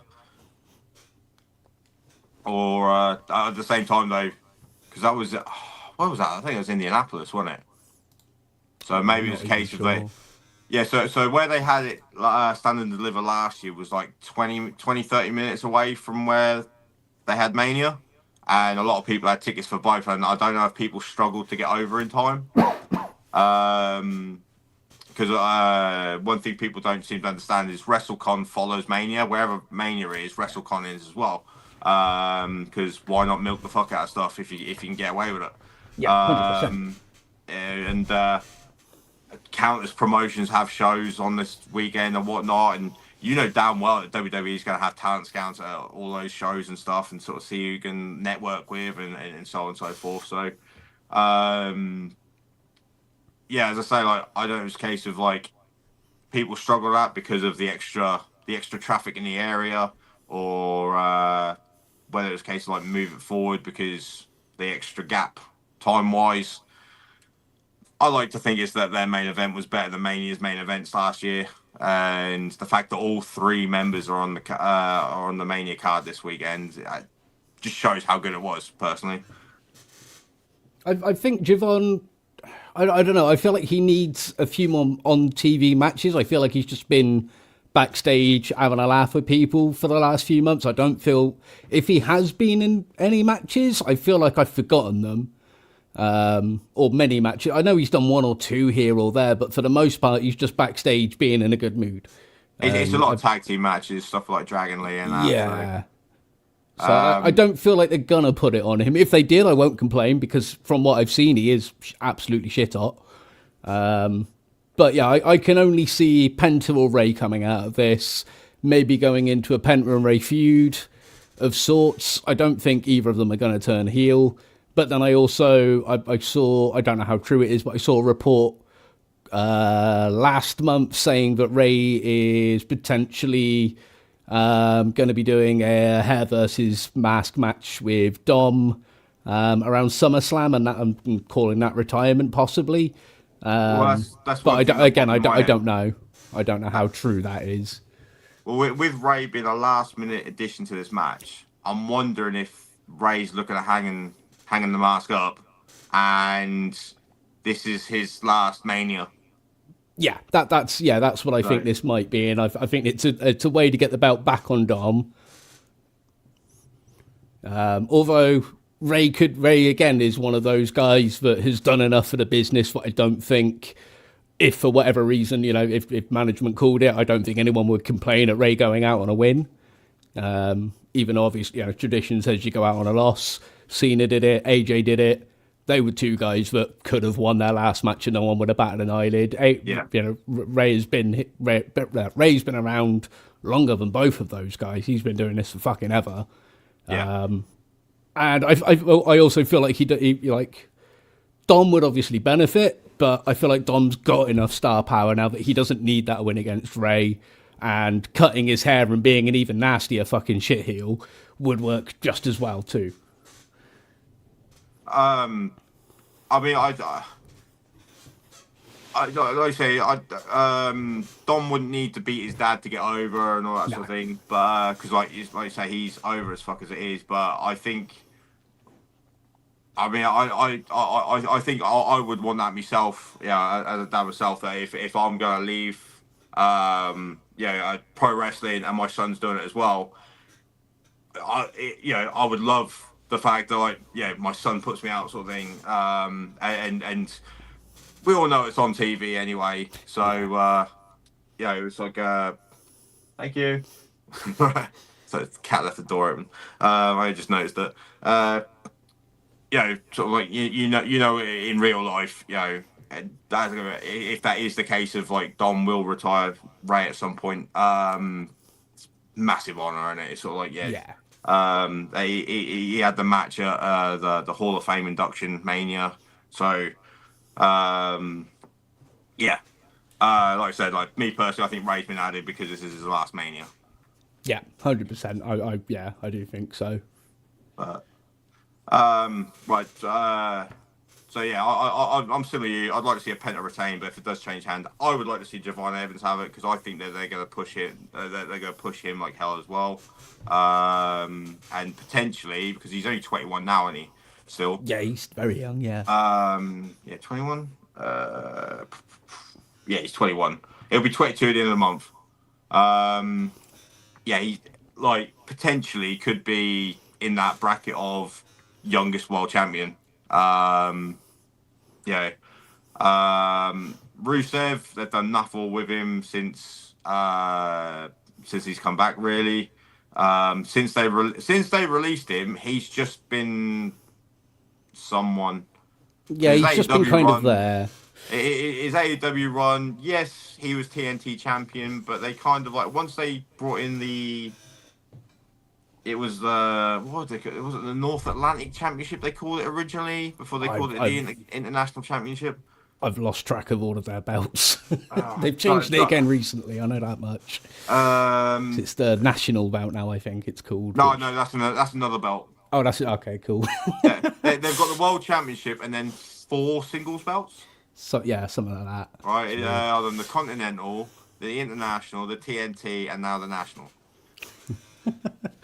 Yeah. So, when he was TNT champion, that kind of like that belt had dropped down in value because the International Championship was now the new toy. I mean, like I'm a bit behind on AEW, but they have raised the value up a bit since. But yeah. Anyway, back to WWE, actual wrestling, good stuff. Yes. Yeah. So both going Penta. Yeah, Penta, I think is going to retain. I think that's Yeah. I just going back to earlier, just a quick thing to mention of JD. I can't see him winning the IC belt if Judgment Day is collapsing. There's no point bringing. I know we said about Liv winning it, but there's no point bringing extra gold in if it is going to dissolve because it can fall apart and the 3 girls still be together. Yeah. So. I will say I won't complain if JD wins it. I do think JD deserves his flowers. I think he is a fucking great wrestler. But at the same time, he's doing very good in the role that he's doing at the moment, and he's got plenty of time to get there. Absolutely agree. But I don't see him winning. I'm pretty sure it's going to be a Penta retain. I didn't like him when he was Jordan Devlin. Like when he was in NXT UK, and then had the cruiserweight belt for a short period. And then when he come back, the original JD McDonough when he first went to NXT, I didn't like that character either. But then again, sort of like my personal feels like when I listen to bloody wrestlers talk about, I'm going to attack you and I'm going to hit, and they mention like specific muscles and stuff like that, or tendons or whatnot, I'm like, I'm going to punch you in the face. Just say that. Yeah. Like, I mean, like, as someone who's a boxing and MMA fan or something, none of them are going to go, I'm going to hit you here and damage your blah, blah, blah ligament. And no, I'm going to punch you. All right, I'm going to smack you in the liver because you can't take a body shot. I'm going to hit you in the liver. You go drop down, cry like a bitch, and I'm going to win. You know what I mean? Like, that's the sort of smack talk I like. That's sort of, but, but yeah, like you say, he is since he's come up to the main roster and especially got with joined Judgment Day since Finn. I fully appreciate it a lot more. A mate of mine at work had said about how good he was. Apparently, if you want to watch an incredible match, watch his match with Walter, which is Gunther's former name, Yeah. for the Over the Top Championship. Apparently, that is an absolutely incredible match. I've intended on watching that for about 6 years, and I still haven't got around to it yet. It's one of the things where I'll look it up and because it's on YouTube and it's like it's in my previously watched, so I can go back to it, and then I get distracted by something shiny. Um, so anyway, moving on before we get on another rant. Uh, so Women's WWE Championship, Jade Cargill versus Rhea Ripley. I have two opinions on this, but I'll let you go first. I'm really not excited about this one. Um, I don't know. I feel like they have to kind of give it to Jade. I think she needs this win. Having Michin and B-Fab behind her as well, they can easily do some shenanigans there. Rhea, again, is built up such a name for herself that she won't really be damaged by a loss. However, the two with Jade, I don't get why they've done that when they've been feuding for the last year or so, and they've just gone, oh no, we're on your side now. What? That doesn't make any sense to me. But yeah, I feel like Jade's got to win this one. Yeah, so for me personally, similar sort of thing with the Stephanie thing. I don't think the Jade's championship run has gone over as well as No. hoped. Um, Jade having the injuries and stuff, I think it delayed things a bit. I think had this happened earlier, but maybe different. Um, I know she had the hype coming in from AEW, but like people forget that she was the secondary belt champion for all that time. You know, she was the TBS champion, not the world champion. So, but that said, though, I mean, like even if you come through the WWE rankings, you know, chances are you're gonna be IC champion before world. You're gonna be United States before world. Yeah, so it's not too much of a thing. And I mean, the last wrestler that Mark Henry said to that, sorry, the last person that Mark Henry said you should get into wrestling and sent WWE's way was Bianca Belair. So you know, when you get someone who finds a gem like that and sends them your way, you know, I do her up. I like Jay. I think she's brilliant. It just had they haven't booked her well enough. Yeah, no, Um, yeah. I've got a similar sort of like thing of what you said because I've said since it's got announced, I think it's one of two things: either it hasn't gone over as well as planned, send Rio over to SmackDown, get the belt off of her, bring a little bit of life into the women's WWE Championship picture and whatnot. Even if Jay drops down to US title frame for a bit, just to rebuild herself and everything, and then come back to it like next year or something. Yeah, fine. Or Jade will beat Rhea, and that gives her the beating of a name. Because like respectfully, beating Tiffany Stratton for the championship, whoopee. Like I like Yeah. Tiffany, and she's definitely like the future of women's pro wrestling and everything.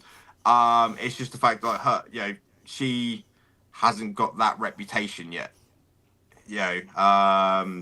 Similar sort of thing of what I was saying about Becky earlier. Like Becky, like going into the women's world title picture for a bit, she can help get elevate people as well into it as well. Kind of what she did little bit with Lyra,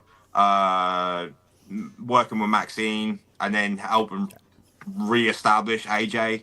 Um, so, uh, but when you said about having Michin and B-Fab with her, right? Yeah, it doesn't rub well with me at all. It doesn't make any sense.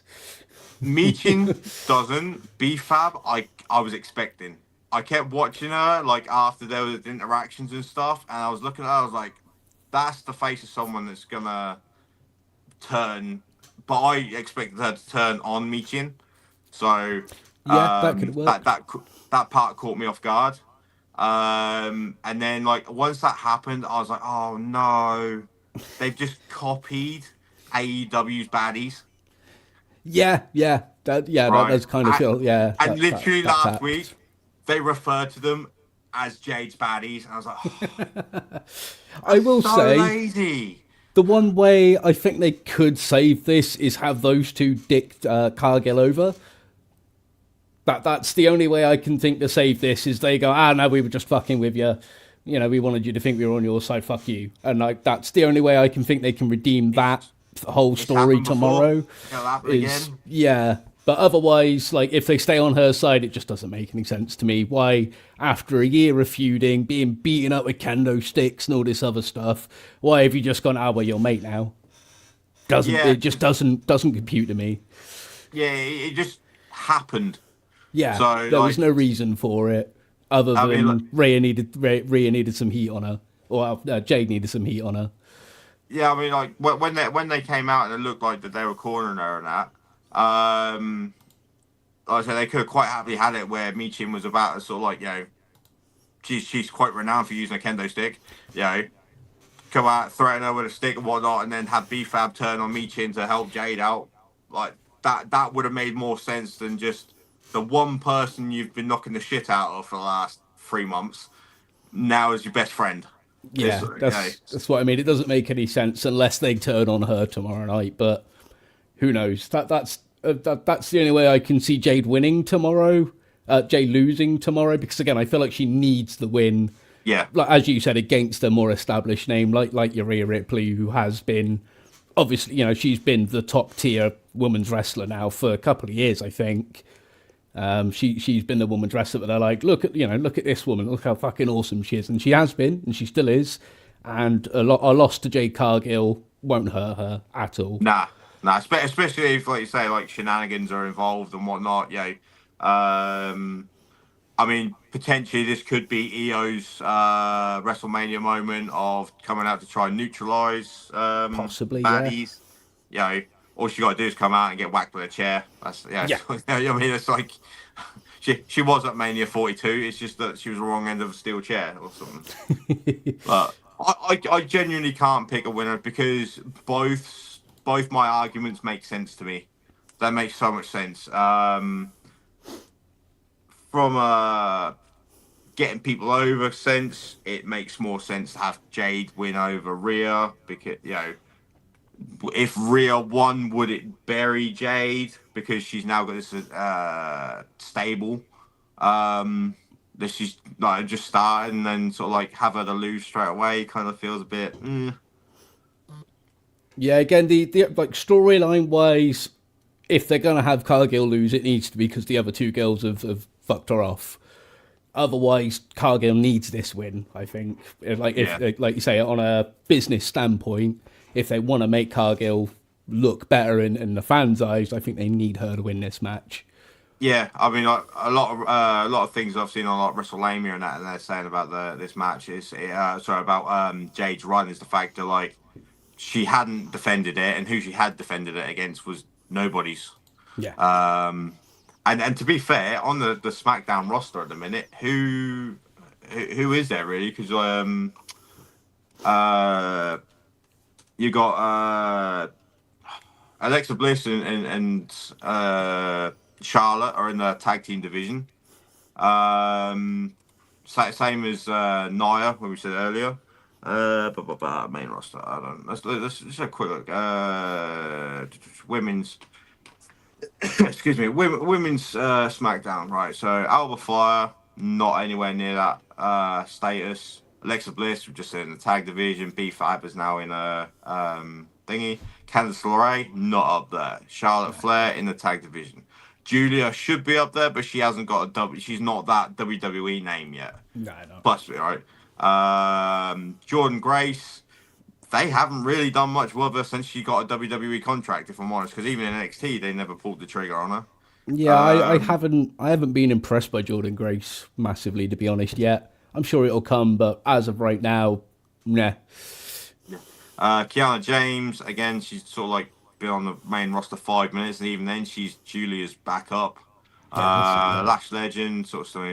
Michin, I'm really disappointed with how her run has been since she's returned to WWE because she was one of the best female wrestlers in North America at Yeah. TNA. So they had her as world champion and everything, and that, and then they've not even had her as like a singles run or what, or even in the tag division. Nia Jax, we just said about Nikki Cross. She's doing her stuff with the White Six. Tiffany, we've just discussed, and Zelina's just going around being our husband's. Well, I've Yeah, noticed crossing something. Scarlet at home. Huh? They're crossing Scarlet at That home. That's exactly what I said. It's exactly what they exactly what are. I'd worked out. I was like, hold on, They've they're just just doing given the them, same shit that yeah. they were doing. They've given them their whole stick since they left. It was like, cool, you're gone. We're just going to give this gimmick to these two, and it works. I fucking love fucking Alistair Black. I think he's fucking Yeah. amazing, but putting her with him for this doesn't. Like, she's always been this happy-go-lucky babyface girl, and suddenly turning her heel with him is just, that's weird. That doesn't make It any just sense came out to of me. nowhere as well. There wasn't much Yeah. build up to it and stuff. So Yeah, it was just but, she popped up in his match, the fucking no DQ match, Falls Count Anywhere. She just popped up in there, and suddenly she's like, it's like, okay, yeah, we all know you're together, but like you're a baby face, love. What you want about? I think they jumped on the hype of other stuff because like. So regardless of wherever Cross has been, if Scarlett had been there as well, she's always been his thing. I think TNA was like the only place that they didn't do it. Yeah, I think so. And so you had that, and that was all right, cool. And then you had like the Punk and AJ versus the Seth and Becky, and there was like an explosion of husband and wife versus husband and wife sort of thing. And then I think they tried to milk that a bit, but because they then like they pulled the plug at the right time on the other thing, right? So it didn't go stale, it didn't get overused, and so the other. It just kind of looks crap there now because, like you say, it's just Cross and Scarlett at home. Yeah. Yeah, Don't get me wrong. The Alistair role, Alistair doing the Cross role is perfect. It yeah, works brilliantly. Just the Zelina doing the Scarlet role just doesn't really do it. doesn't quite land for me. It's as if they're gone right. We made you US champion. We took the belt off you, and now we've got sod all for you. Be your husband's manager for a bit. Yeah, Uh, right. Should we? I can't put a full-hearted decision on this match. But yeah, so you did make a good argument on Jade winning makes more sense of the getting her over. from the business side, yeah, I think they have to give it to Jade, but who knows? I don't know. Yeah, I'm calling Jade though. Yeah, I mean, I did say a while back when Rhea lost the world championship last, she needed to be away from the world title picture for a bit. So her having a one match to put someone else over wouldn't hurt her. No. Right. So moving on, WWE United States Championship, Sami Zayn versus Trick Williams. Well, let's just point out on how well Sami winning the championship from Carmelo Hayes has gone over. Right. Again, Yeah. like I think I said earlier about like this, the undisputed WWE Championship could have been a 4-way, and I don't think anyone would have batted an eyelid. I think the same here. I think they could have put Carmelo and Dragunov in this, and I think it would be a fucking banger. I'm not a big multi-man match guy. I don't like the fatal 3-ways, fatal 4-ways. I'm not a big fan of those, but I'm also not really feeling this little feud out of nowhere for again like a month. Nah. See, this was going Not on feeling before it. Rumble. Was it? I don't. Yeah. I don't recall. That's how interesting it's been.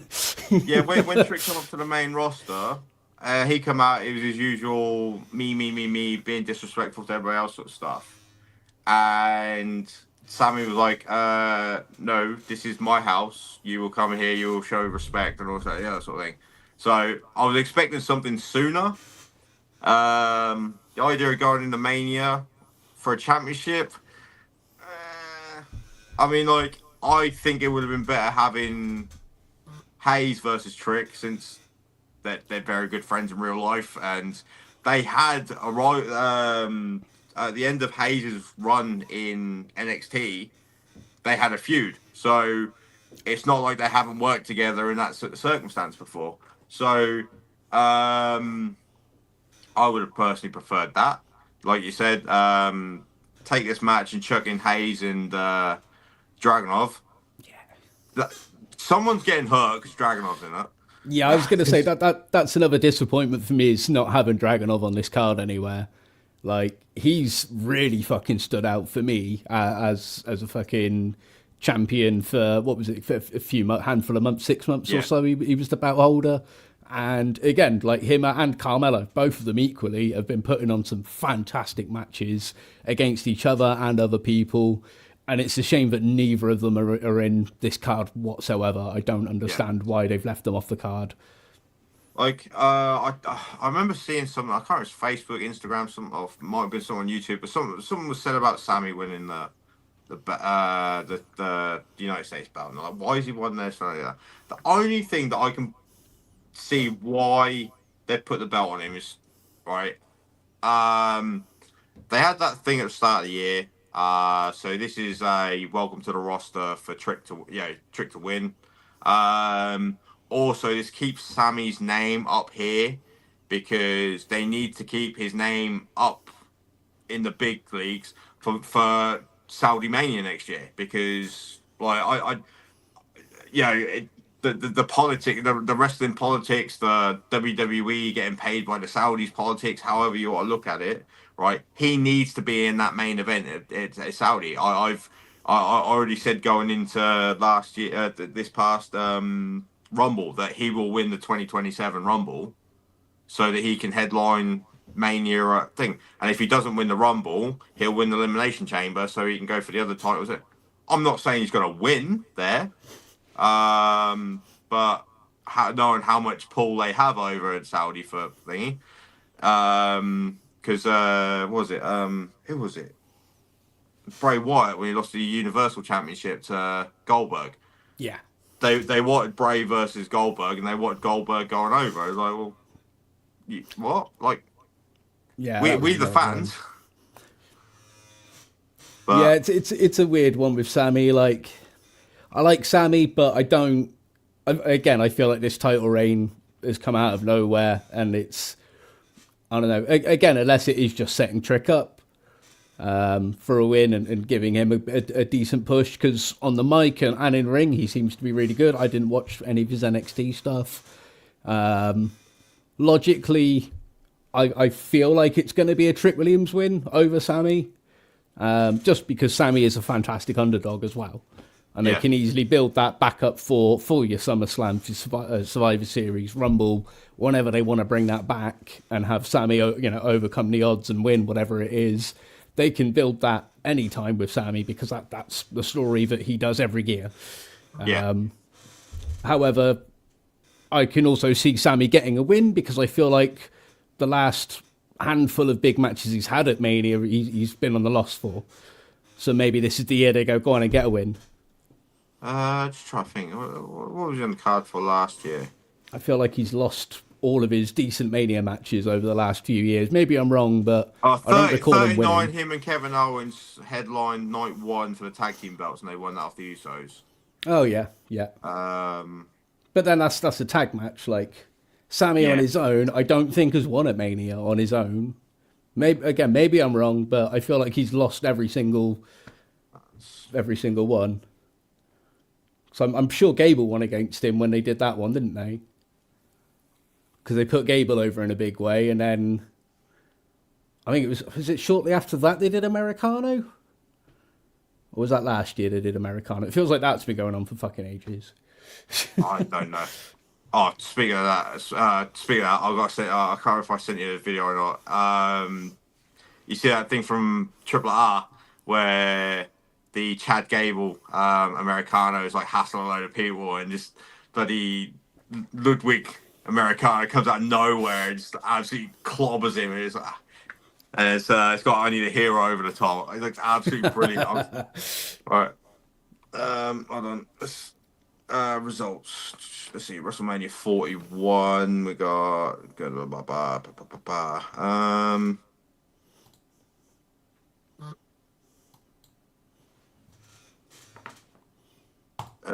He wasn't on 41's card, by the looks of it. Is it that I've missed his name?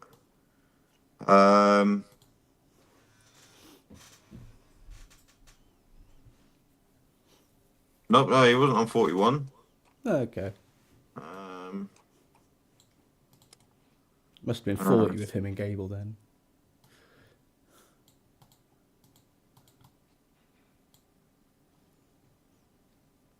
But yeah, I do think they're going to put. I think they're going to give it a trick, but it wouldn't surprise me if they want to give Sammy a win at Mania and do a program until SummerSlam with somebody. I don't know. Maybe keep it with Trick. Do a back and forth there for a bit, but then obviously Mania is usually a blow off of feuds and a reset for the year, isn't it? So. 40. He beat Gunther for the IC belt. Oh, okay. So, yeah, stuff him then. Have him lose. I think Trick's taking it.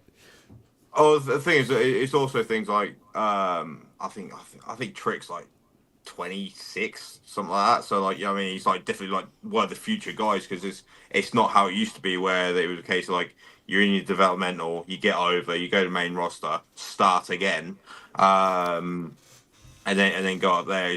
Now it's a case of like, because I think they tried to do it with Finn, where he came up to the main roster and went straight into the world title picture. And then because he got hurt, the next couple of batches they took a little slower. Whereas like what's his name? Braun come to the main roster, very much looked like he was going up there. They pulled him back a little bit and put him on the IC belt. Very much delivered on there. Clearly supposed to be in the world title picture. And unfortunately things went a bit wrong for him there, which unfortunately shit happens.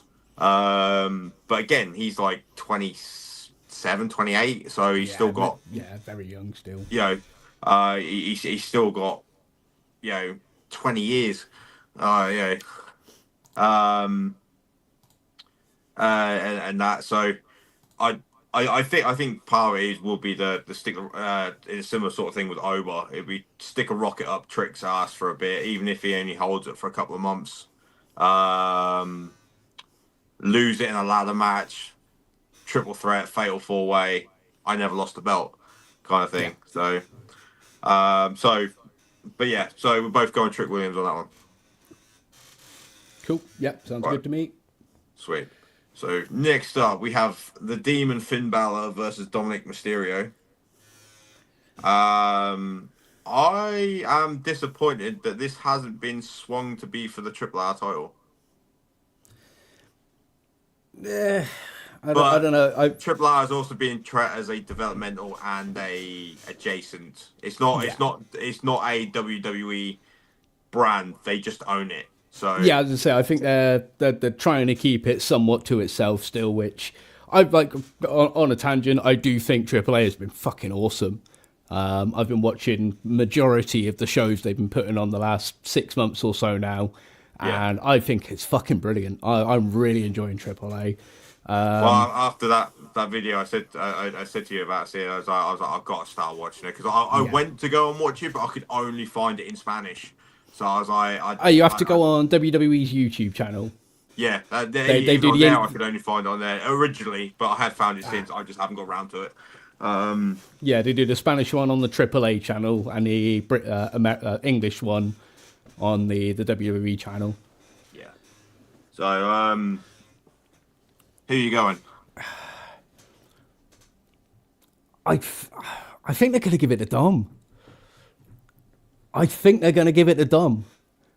Because again, obviously, this has been brewing for over a year now. They were kind of teasing Dom and Finn having a fallout before Mania last year. Yeah. Dom pinned Finn last year, I genuinely thought that and was going to go the other way. yeah, When we did the predictions last year, I said if Finn wins, he's going to pin Dom.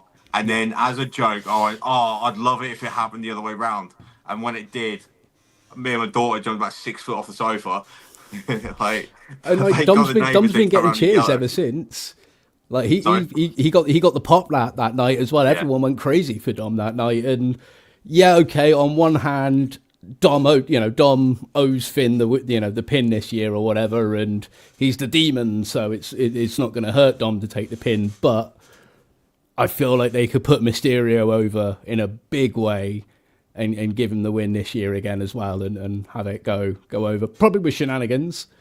Like almost certainly with shenanigans, get Yeah. Judgment Day down, get them to fuck around. JD maybe, obviously JD and Finn was supposed to have a match a couple of weeks ago, and that got called off because Dom jumped him or whatever.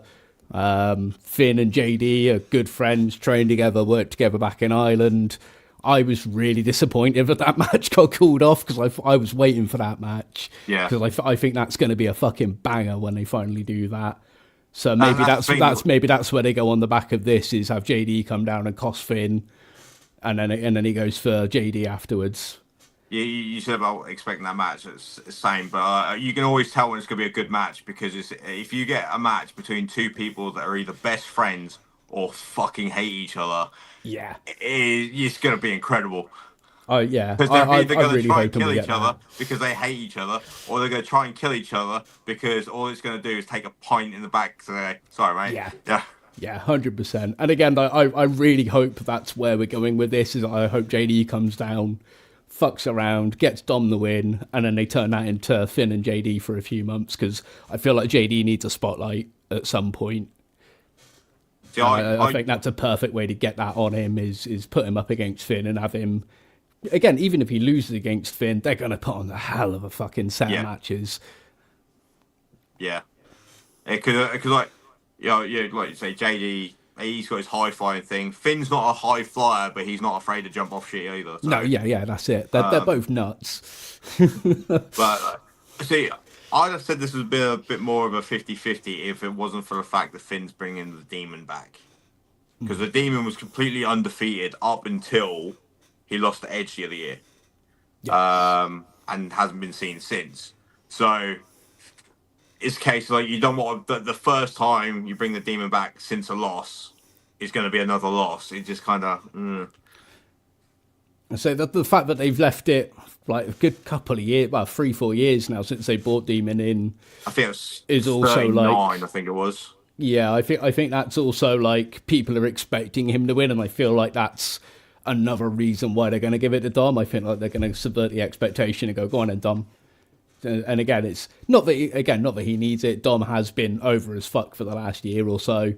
But yeah, it's another rocket up Dom's ass. It's a way to get JD and Finn in a program together because why not? Why wouldn't you?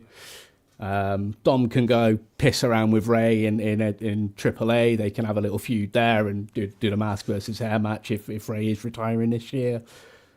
So yeah, Dom. Dom's got to win it in my eyes. I'll be honest. I'm going with Finn just purely because it's the Demon. If it was the other way around, if it didn't have the Demon, it's the fact that like you could have Dom win and say, look, I'm undefeated against you at Mania. I'm 2-0, sort of thing. So, but like I said, just purely because he's bringing the Demon back, I think it's that. But I completely appreciate what you're saying about the fact that like. Yeah, it's like when we did the Survivor Series ones, because the good guy team was so stacked. It's like they can't lose. Well, they did. Yeah, that's it. Yeah, I feel like that's what they're doing with Demon Balor. Is they're going, oh well, he's bringing Demon back. He's not going to lose to the Demon. Yeah, he is. I think he is. I think he's going to take it. All right, so main event of the evening: CM Punk for the World Heavyweight Champion. Words are hard. World Heavyweight Champion CM Punk defends against the 2026 Men's Royal Rumble winner Roman Reigns. Are you as underwhelmed by this match as I A little bit. Like the build has been a bit confusing. I like for whatever. Like I don't know if it's backstage politics or whatever, but I feel like Roman hasn't been nearly as nasty on the mic as they could have got him to be. They could have done a lot more with that. Roman's only been on like 3-4 programs since Rumble. I think where both are concerned, because their characters, when they're good guys, are that walking the line good guy. Yeah, I suppose in that Stone Cold kind of bracket.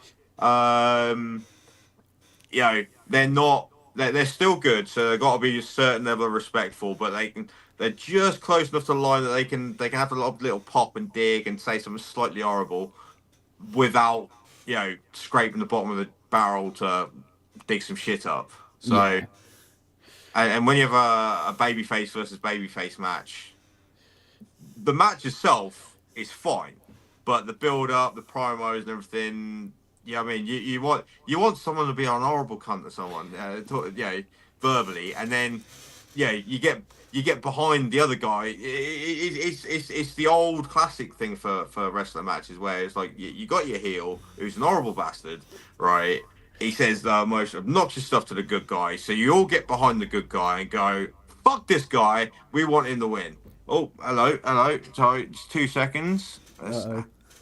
All right, ladies and gentlemen, Mr. Ian Oh yeah, Hey. Williams.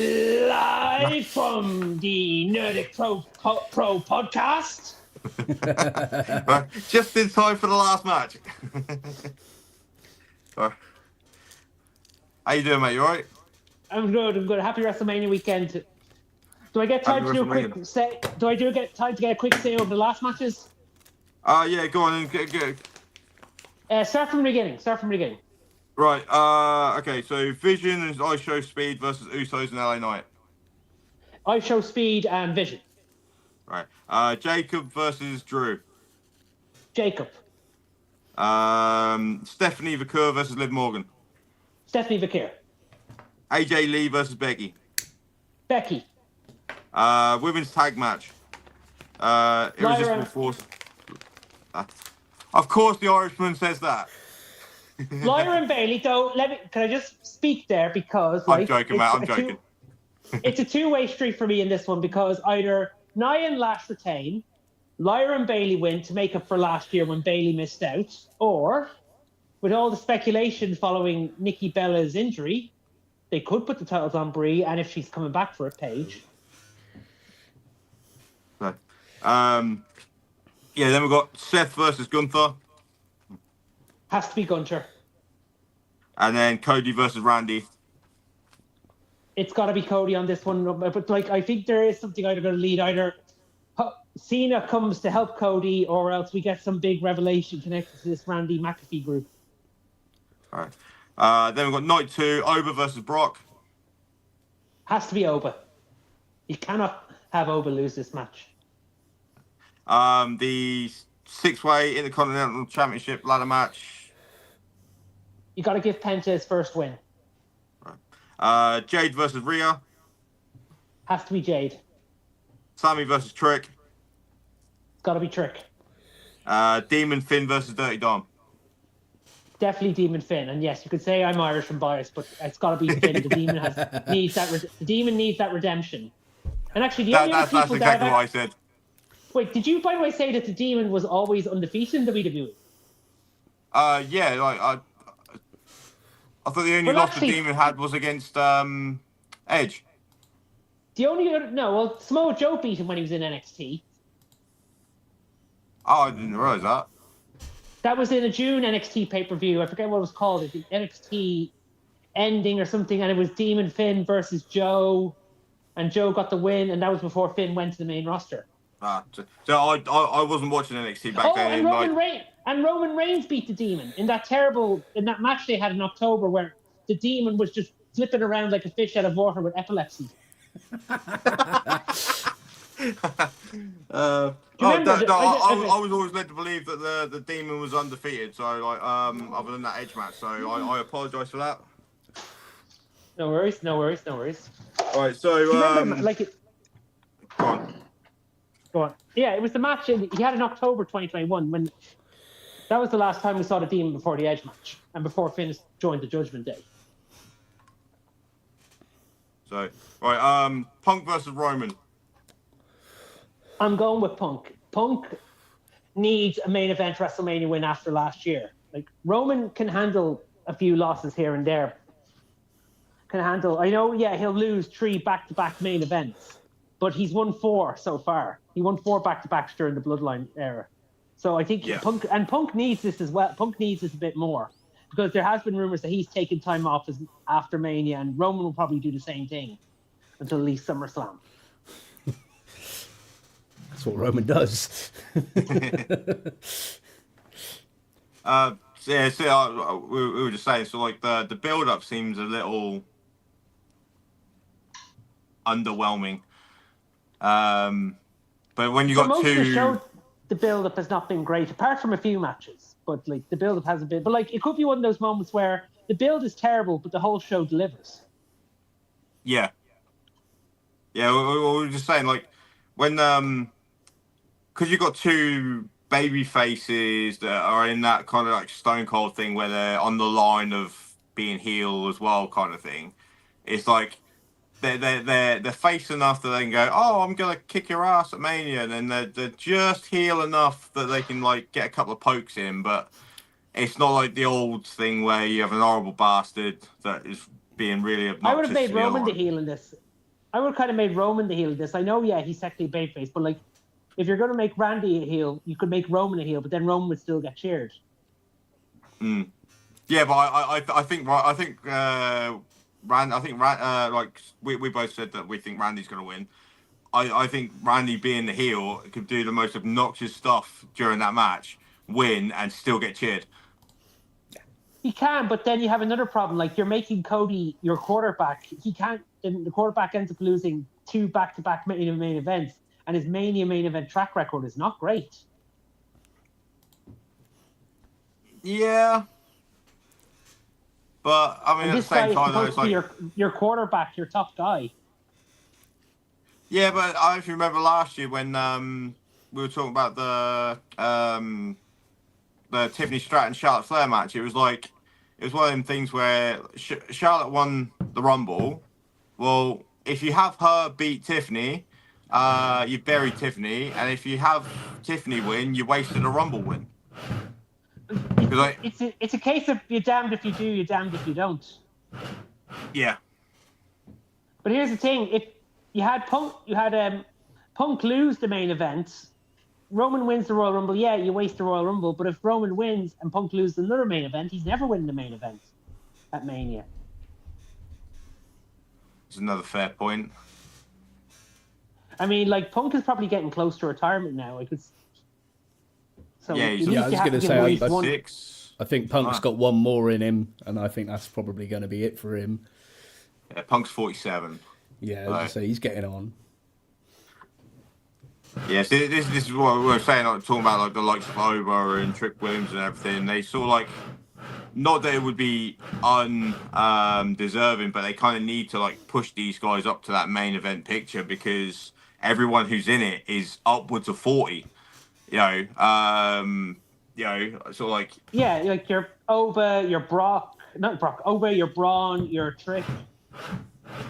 Yeah, because like like I said, Finn in his 40s, Punk in his 40s, Roman's 40, Cody's 40. Seth Rollins is 40. You know what I mean? Like, once these, because the thing is, some of these guys are going to be looking at retiring in the next couple of years, and also once you get on a bit, injuries don't heal that well. The older you get, so. I mean, myself, I've suffered from knee injuries since I was 12. If my knee pops, right, they used to be cry for 10 minutes off playing football again. Last time I blew my right knee out, I was on crutches for a month. So it's like, but I don't know who to say for this one because like even taking those parts away from it, I don't know who to get behind because it's like where Roman's concerned, it's a similar sort of thing. I've got towards Rhea, where it's like because been champion for so long, you kind of just want them out of the picture just a little bit longer. Yeah, I know Reigns has been away and everything, and he lost the title 2 years ago now, but it's still because of having the belts for 3 years. It just kind of, it wouldn't mean so much. But again, like we've said, like if Punk retains, it kind of like a waste of the Rumble win there. Yeah, but look, Roman doesn't need the world title anyway after having like a near 3 year reign. Yeah. I mean, like you could have Punk retain and then drop it to someone like Gunther the next day on Raw. See, I don't remember Gunther getting a rematch after Punk beating him. No, he never got the rematch. Right. Because it was Money in the Bank, though, wasn't it? So because he lost the belt at SummerSlam. Then he had to go away because he got a nose injury. Then he came back to win the John Cena tournament. Yeah. So yeah, he never got his rematch. So like, and he is on fire. So let him be the one to beat Punk and hold on to the world title when Punk and Roman take their break. Yeah, because Punk beat him, then Punk got cashed in immediately, and then obviously Seth had to relinquish it, and then Punk won the tournament afterwards, didn't he? And Gunther weren't even in it. But he got the benefit. He got to be the one to retire Cena. Yeah. We were saying earlier they've done nothing with it though. That was 5 months ago. Yeah, well, he didn't win the Rumble. Though, like, he didn't win the Elimination Chamber. Well, he was supposed to retire Rey Mysterio, then he got delayed. So now they can do something with him because like there is a possibility as well he could be facing Brock in Minneapolis. Is that SummerSlam? Yeah. Yeah. So you can give him the world title and get him back on that track then. Like he's just faced delays because of the injuries to people like Braun Breaker, who was supposed to face Seth and Rey Mysterio. But so like that's where I think where CM Punk should retain. Like you should give Gunther that title then if Punk's taking time off after Mania and Roman is gone after Mania then as well. And then you've got another issue with the Usos as well, like because the Usos have kind of been motivating Roman to get back in there, to get back to top. For all the comments Punk has said about the family. Yeah. Well, someone said something about actually it might have been you actually saying that. Who said something about Jay turning on I said he should turn heel. Yeah.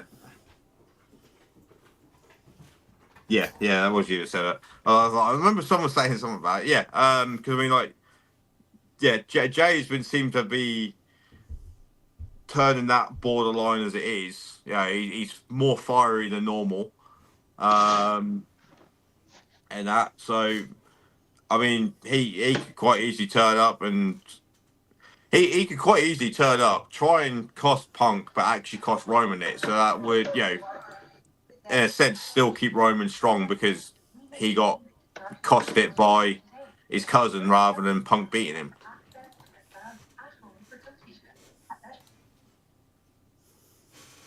But yeah, sorry, I'm just getting the telly set up for the pre-show. Nah, you're good, mate. Sorry, just getting this. After that, I mean, I couldn't really pick one, but I think Punk does make more sense, especially when, like you said, like if he doesn't win this main event, he's not going to win any main events. And then there's another fear as well. What if like we're all going over this possible corporate wrestling TKO faction that's starting, and they're adding Orton, and then they're adding Reigns?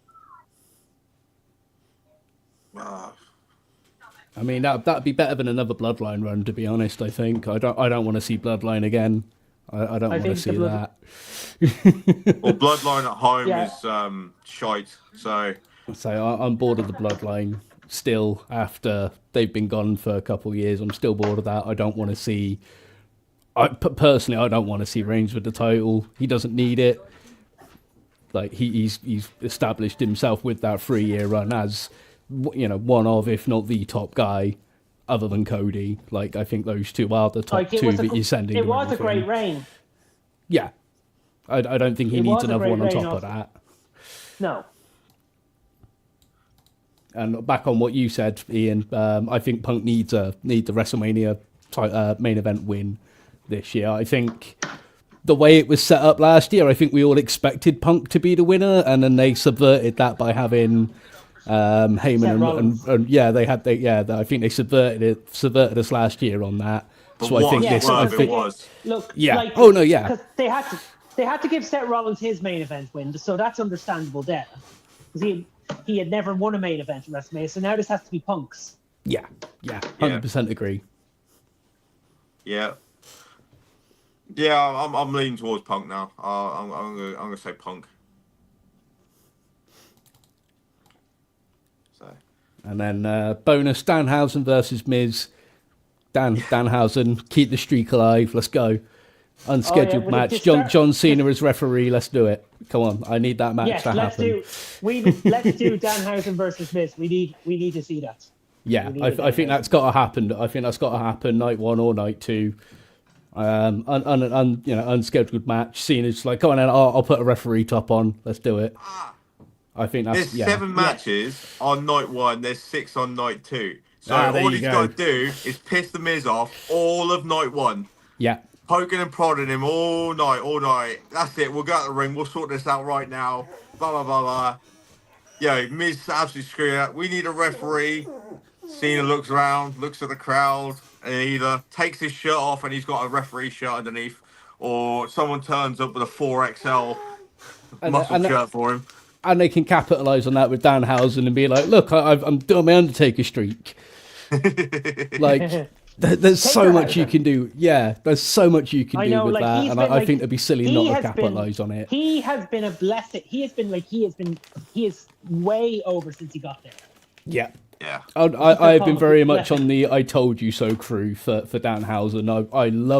I didn't love the way he got brought in. It was very confusing, but then looking back, it makes sense that it was confusing because it's Danhausen and he's a corny twat. I never found it confusing. I knew all along it was Danhausen. I just knew. I didn't know for a bit. I was going with Jericho, and then I started seeing a few things, and then I was just thinking it has to be Danhausen. And everyone was backing away from the box, and I had to go, it's Danhausen. Yeah. And he's definitely one of the best signings they've made. He's probably the best signing they've had this year so far. I knew WWE was sniffing around him when he was at AEW because I'm presuming his contract was up, but I hadn't heard anything about him pulling the trigger on stuff. Why didn't they get him in the beginning though? Why did they not try for him in the beginning when he was going to AEW? Because Punk wasn't there. I think Punk went to vouch for him, from what I understand. Yeah, I suppose that makes more sense. Because I want to see this, right? I really do, because obviously they're both Chicago boys, aren't they?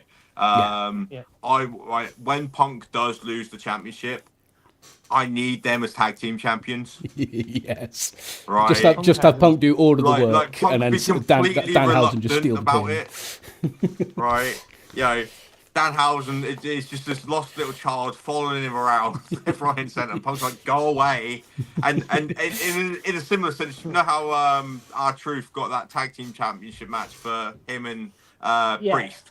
Similar sort of thing to that. And he's like, what do you mean we've got a championship match? And then accidentally win it and then have a nice old bloody run with that. Because, I said to you before, Mickey, like Danhausen, he's never going to be world champion. No, not could see him as US, could see him as IC, maybe. Definitely a tag team champion, but has to be with a reluctant partner. Yeah. I could see US in tag team championship, maybe not Intercontinental title. Yeah. Like if he had been brought in during the last few years of the Vince era, he would have been a 24/7 housing champion. Yes. Yeah, 100%. That would have ping pong back between him and R-Truth. Turning up with a 24/7 belt, just like it's been default. I know. Could you have imagined segments with him and R-Truth and Drake Maverick? Or Hardcore Hausen. Oh, that would have been great days. That would have been great days. If he had been alive in the 90s. Yes. Hardcore Hausen Championship. Him and Crash Holly. Just watching the live pre-show there, and Sol Ruka is looking cracking on screen. Right. So we're all right. So we're definitely going with Punk on that one, are we? Yeah. Yes. All right. So of the whole card, which match are you looking forward to the most, and why is it Oba versus Brock? Yeah, as I say, it's Ober and Brock. It's got to be. It's 100% got to be Oba and Brock. It's this generation's Hogan and Andre. Yes. Yeah. 100%. And then if you want to throw in a few more, I'll throw in Punk and Roman because of how they built it up, and then maybe Fakir and Morgan as well. Like, I haven't been able to watch a lot of WWE lately because of other commitments work-wise. Excuse me, gentlemen. I look forward to. Uh-oh. Oh, I'll be being Better blessed. late than fucking never. Here he is. Hello, darling. Fashioned relate to your own show. Ladies and gentlemen, Mr. Salazar. back in a second. Yes, late to my own show. Who cares? Who cares? Hello. Hello. Hello. Perks of All right, being do the you boss, I want a quick guess. run over your predictions? What for? Right, All of I'm it. backstage and then fuck that. All right. Why are we here? I don't know. What is the plan for this? To take the piss? All right. Well, so what we're here for is To take the piss. yeah, basically, yeah. 100%. I think anything we do is drink. Sorry. Got your so, Drink this shit, cunt. You get your Big Mac? No, I didn't. No. Ah. I know. Typical, that, isn't it? okay, we'll just run over for everything, just see what you say. So, Vision and Speed versus Usos and LA Knight. LA Knight and the fuck. Jacob versus Drew. Fatu. Stephanie versus Liv. Stephanie. Becky versus AJ. Becky. Irresistible Forces versus Charlotte and Alexa versus Bailey and Lyra versus the Bella Twins. I'd probably say Bailey Or and the- Lyra. I think Or we're the quite Bella universally Minus, or got that one. Bella Twin and Mystery Partner. Or Brie and Partner. Nah. Ian, stop fucking with my head. I don't want the belts anywhere near either of those two. Fuck off. They need Seth to versus fuck off. Gunther. Gunther. Cody versus Randy. Randy.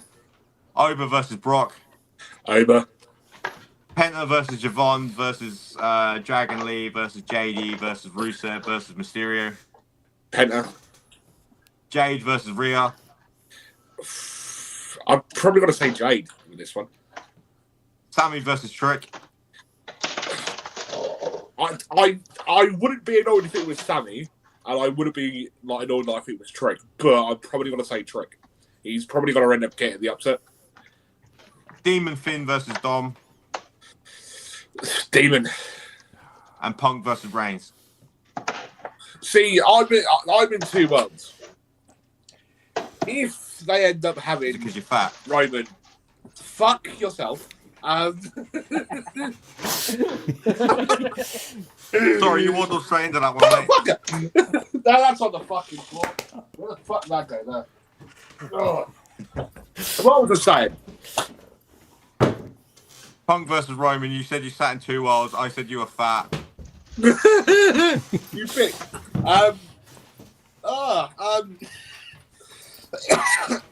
Fucking if they end up having Roman go over and have him have a longer title reign than what he's just had a couple of years back, I'm going to scream. Yeah, I think Punk. Do they continue this on, or do they not? I want to say Punk. Fuck Roman.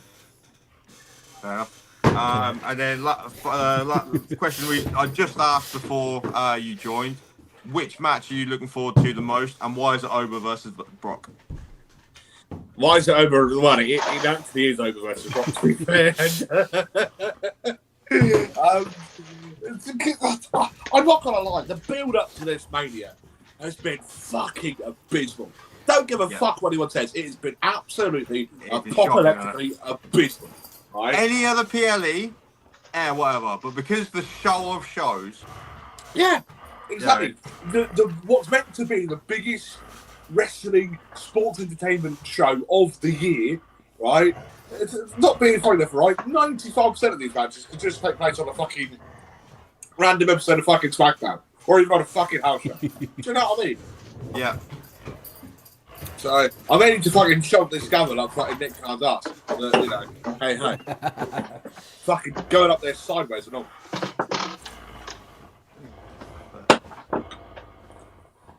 I gotta admit though, this has been quite a very good conversation. We've stayed on subject for most of it. Have we? Well, me and Mickey have, and then when Ian joined, it sort of still steered reasonably straight. That's a surprise. But okay, is there any particular match you're looking forward to the least? If it has terribly phrased as that was. The least, all of it. And I've fucking got to watch the cut live. Vision, the Vision match. I'm not interested in that match at all. That's about what I was going to say. Not even remotely interested in that match. Mr. McWilliams, what are you saying? Oh, that's a tough one for me to say now because. Oh gosh, I need come back to me again. I need to think about that one now. What one I think would be the weakest one? Joey, what's your least favourite show? He's eating a slipper. Who's yeah, Joey? So he's eating a slipper with my dog. Oh. Hi, Joey. This menace. Oh, I fucking hate this. So, ladies and gentlemen, this is the Chaos Hound, Joey. If you go over to the Chaos Under No Ties channel on Mixcloud, you will see him on the regular. Yes, he's the star of the show, really. he's our merch selling machine. It really is just the Joey show featuring some music. Yeah, pretty much. I'm probably going to say the women's tag team title fail 4-way. It could be good match-wise, but then again, you could throw a monkey in the wrench and you could give the title to the Bellas and to Brie Bella and whoever her partner is.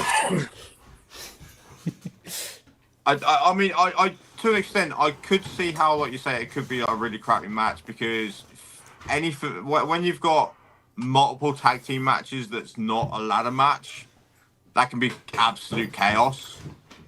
But then another match that comes to mind is though she's got the person working with her always delivers with her. You could be a bit worried for Jade and Rhea, but then Rhea always delivers bangers at WrestleMania. God, Jade is not that great. Still a bit green.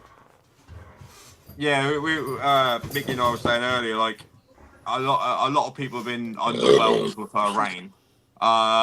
So is this is falling a bit flat? We'll take the belt off her. She'll lose to Rhea. That's not going to hurt anybody. Put her on the US reign for a bit, just to build her up a little bit. However, she's just started this faction, so that kind of seems a bit pointless. Or do you have her beat Rhea because she needs that? Because the main thing people have complained about is not just the lack of defenses, it's who she's defended it against. Yeah, they've all been mid-carders. Exactly. Here's a question for you. Was there a match do you think... Here's a question for you. What match do you think should have been added on the card? Danhausen versus Miz. Yeah. Danhausen versus Miz, yes. I still think they're going to pull that out. Like you say, if it's six on one show, 7 on the other, I think that they've got to put Danhausen and Miz in that one. Seeing a special guest referee, Danhausen a win. Night one all day, Danhausen winding up the Miz. Yeah. One match I would have liked to have seen it, but they moved it. I would have liked to have seen the mask versus mask with the Tilla Grande Americanos. I think that's better kept on AAA though. Yeah, I think that's a reason for people to go and watch AAA who aren't already looking at it because they've been doing phenomenal. Where I was concerned though, because I thought that was going to be a Mania card, but like the thing is, before Chad Gable got injured, he got El Grande Americano over as fuck with Triple R anyway, and then when they had Ludwig take over the role, he elevated it. What was already thingy, and then so you know, I said to you earlier, Mickey, I haven't been watching it, but like, knowing how both characters were over, like you say, it makes more sense for it to be over there because, how many NXT feuds have we seen come up to the main roster and no one gives a toss because they haven't been watching that product. So, and again, it's a way to get your mainstream WWE viewers who haven't checked out AAA to check out at least one show. And if they put on a shitload of bangers on that one, that's going to be a lot of returns. Yeah. There's going to be a lot of returns on that. And I've been loving everything I've seen of AAA in the last 6 months or so. I've been watching majority of their shows, and I think it's brilliant. And I think more people do need to get eyes on it. Just for my thing of like which match I'd like to have seen on it would have been the rumored Asuka versus Io. Yeah. I don't know why they put that on Raw. Or no, they didn't. It was Kyrie, wasn't it? They had. Yeah, they haven't come up with it yet, but the rumors for it, I would have absolutely loved that. They're moving that to Backlash. Yeah, that's what it. Yeah, but I would have loved to. Like. I would have loved to see that. I'm very surprised that Io's left off the card. Mickey and I were saying earlier, we think Io's WrestleMania contribution is she may come out to help Rhea if the baddies get involved. Maybe Bianca as well.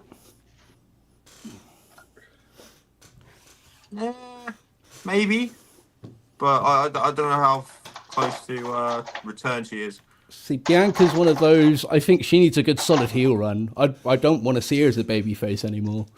She's been doing the babyface thing for years, and it's just like, cool, but be a dickhead, please. Well, I think in NXT, I want to see her be a dickhead. Yeah, that's what I mean. Yeah, I want to see her do the heel thing. Yeah, and I don't think she has been since she's been on main roster. And it's like, I get they want to book her strong, but like they've done that. Give her a heel run, get her to be a complete piece of shit to somebody. Especially if she's going to use a braid as a weapon, because like. Yeah, that's a weapon at the end of the day. Seeing a good guy use that is like, but a bad guy, real prickish with it and everything, like proper lay him in, sort of thing. And because like I mean, like when she was in NXT, like she was one of the first ones I sort of like started noticing as I started because Shayna Baszler had just become women's champion, and she was one of her first opponents there, and like. When she was doing that whole undefeated thing, right? Yeah, I mean, like you could tell she was not just because she was saying she was undefeated, but you could tell she was a winner because it was even after losing to Baszler, she still had that undefeated mindset. Because like I compared things to fighting earlier, like. If you lose and you don't learn anything from it, then you lost. Whereas when you lose and then go and take something you've learned from it and then don't do that again, that's a learning experience, not a loss. So, speaking of Shayna, they've shut down Bloodsport. Oh, have they? Apparently, Josh Barnett came out to say he was shutting down Bloodsport. He was on them. Oh man. I think that happened yesterday. Is that because they were meant to be in that place in Chicago where Krull was meant to have been stabbed? Which was proven that he didn't get. Sure. Like, is it because of that, or? I'm not sure. I'll look it up later on and find out. Because they're not having wrestling at that place anymore from like the end of this month. People were saying that it was because of that, when the legit reason is because the actual owner of the building is now selling up. So yeah, they've cancelled like all the shows that are booked in from like the start of next month onwards, and yeah, so. Right. Shut up. Oh God, I can see Jelly Roll in the background. Right. I think that's about it. Really. I think we've summed everything up quite well. Bobby, what you got in the pipeline? For podcast-wise. You got guests coming on. Gig. I've thankfully got the next few weeks off. I'm back for CXW, one of Europe's hottest wrestling promotions in Braintree down in Essex on the 17th of next month. The Institute in Braintree.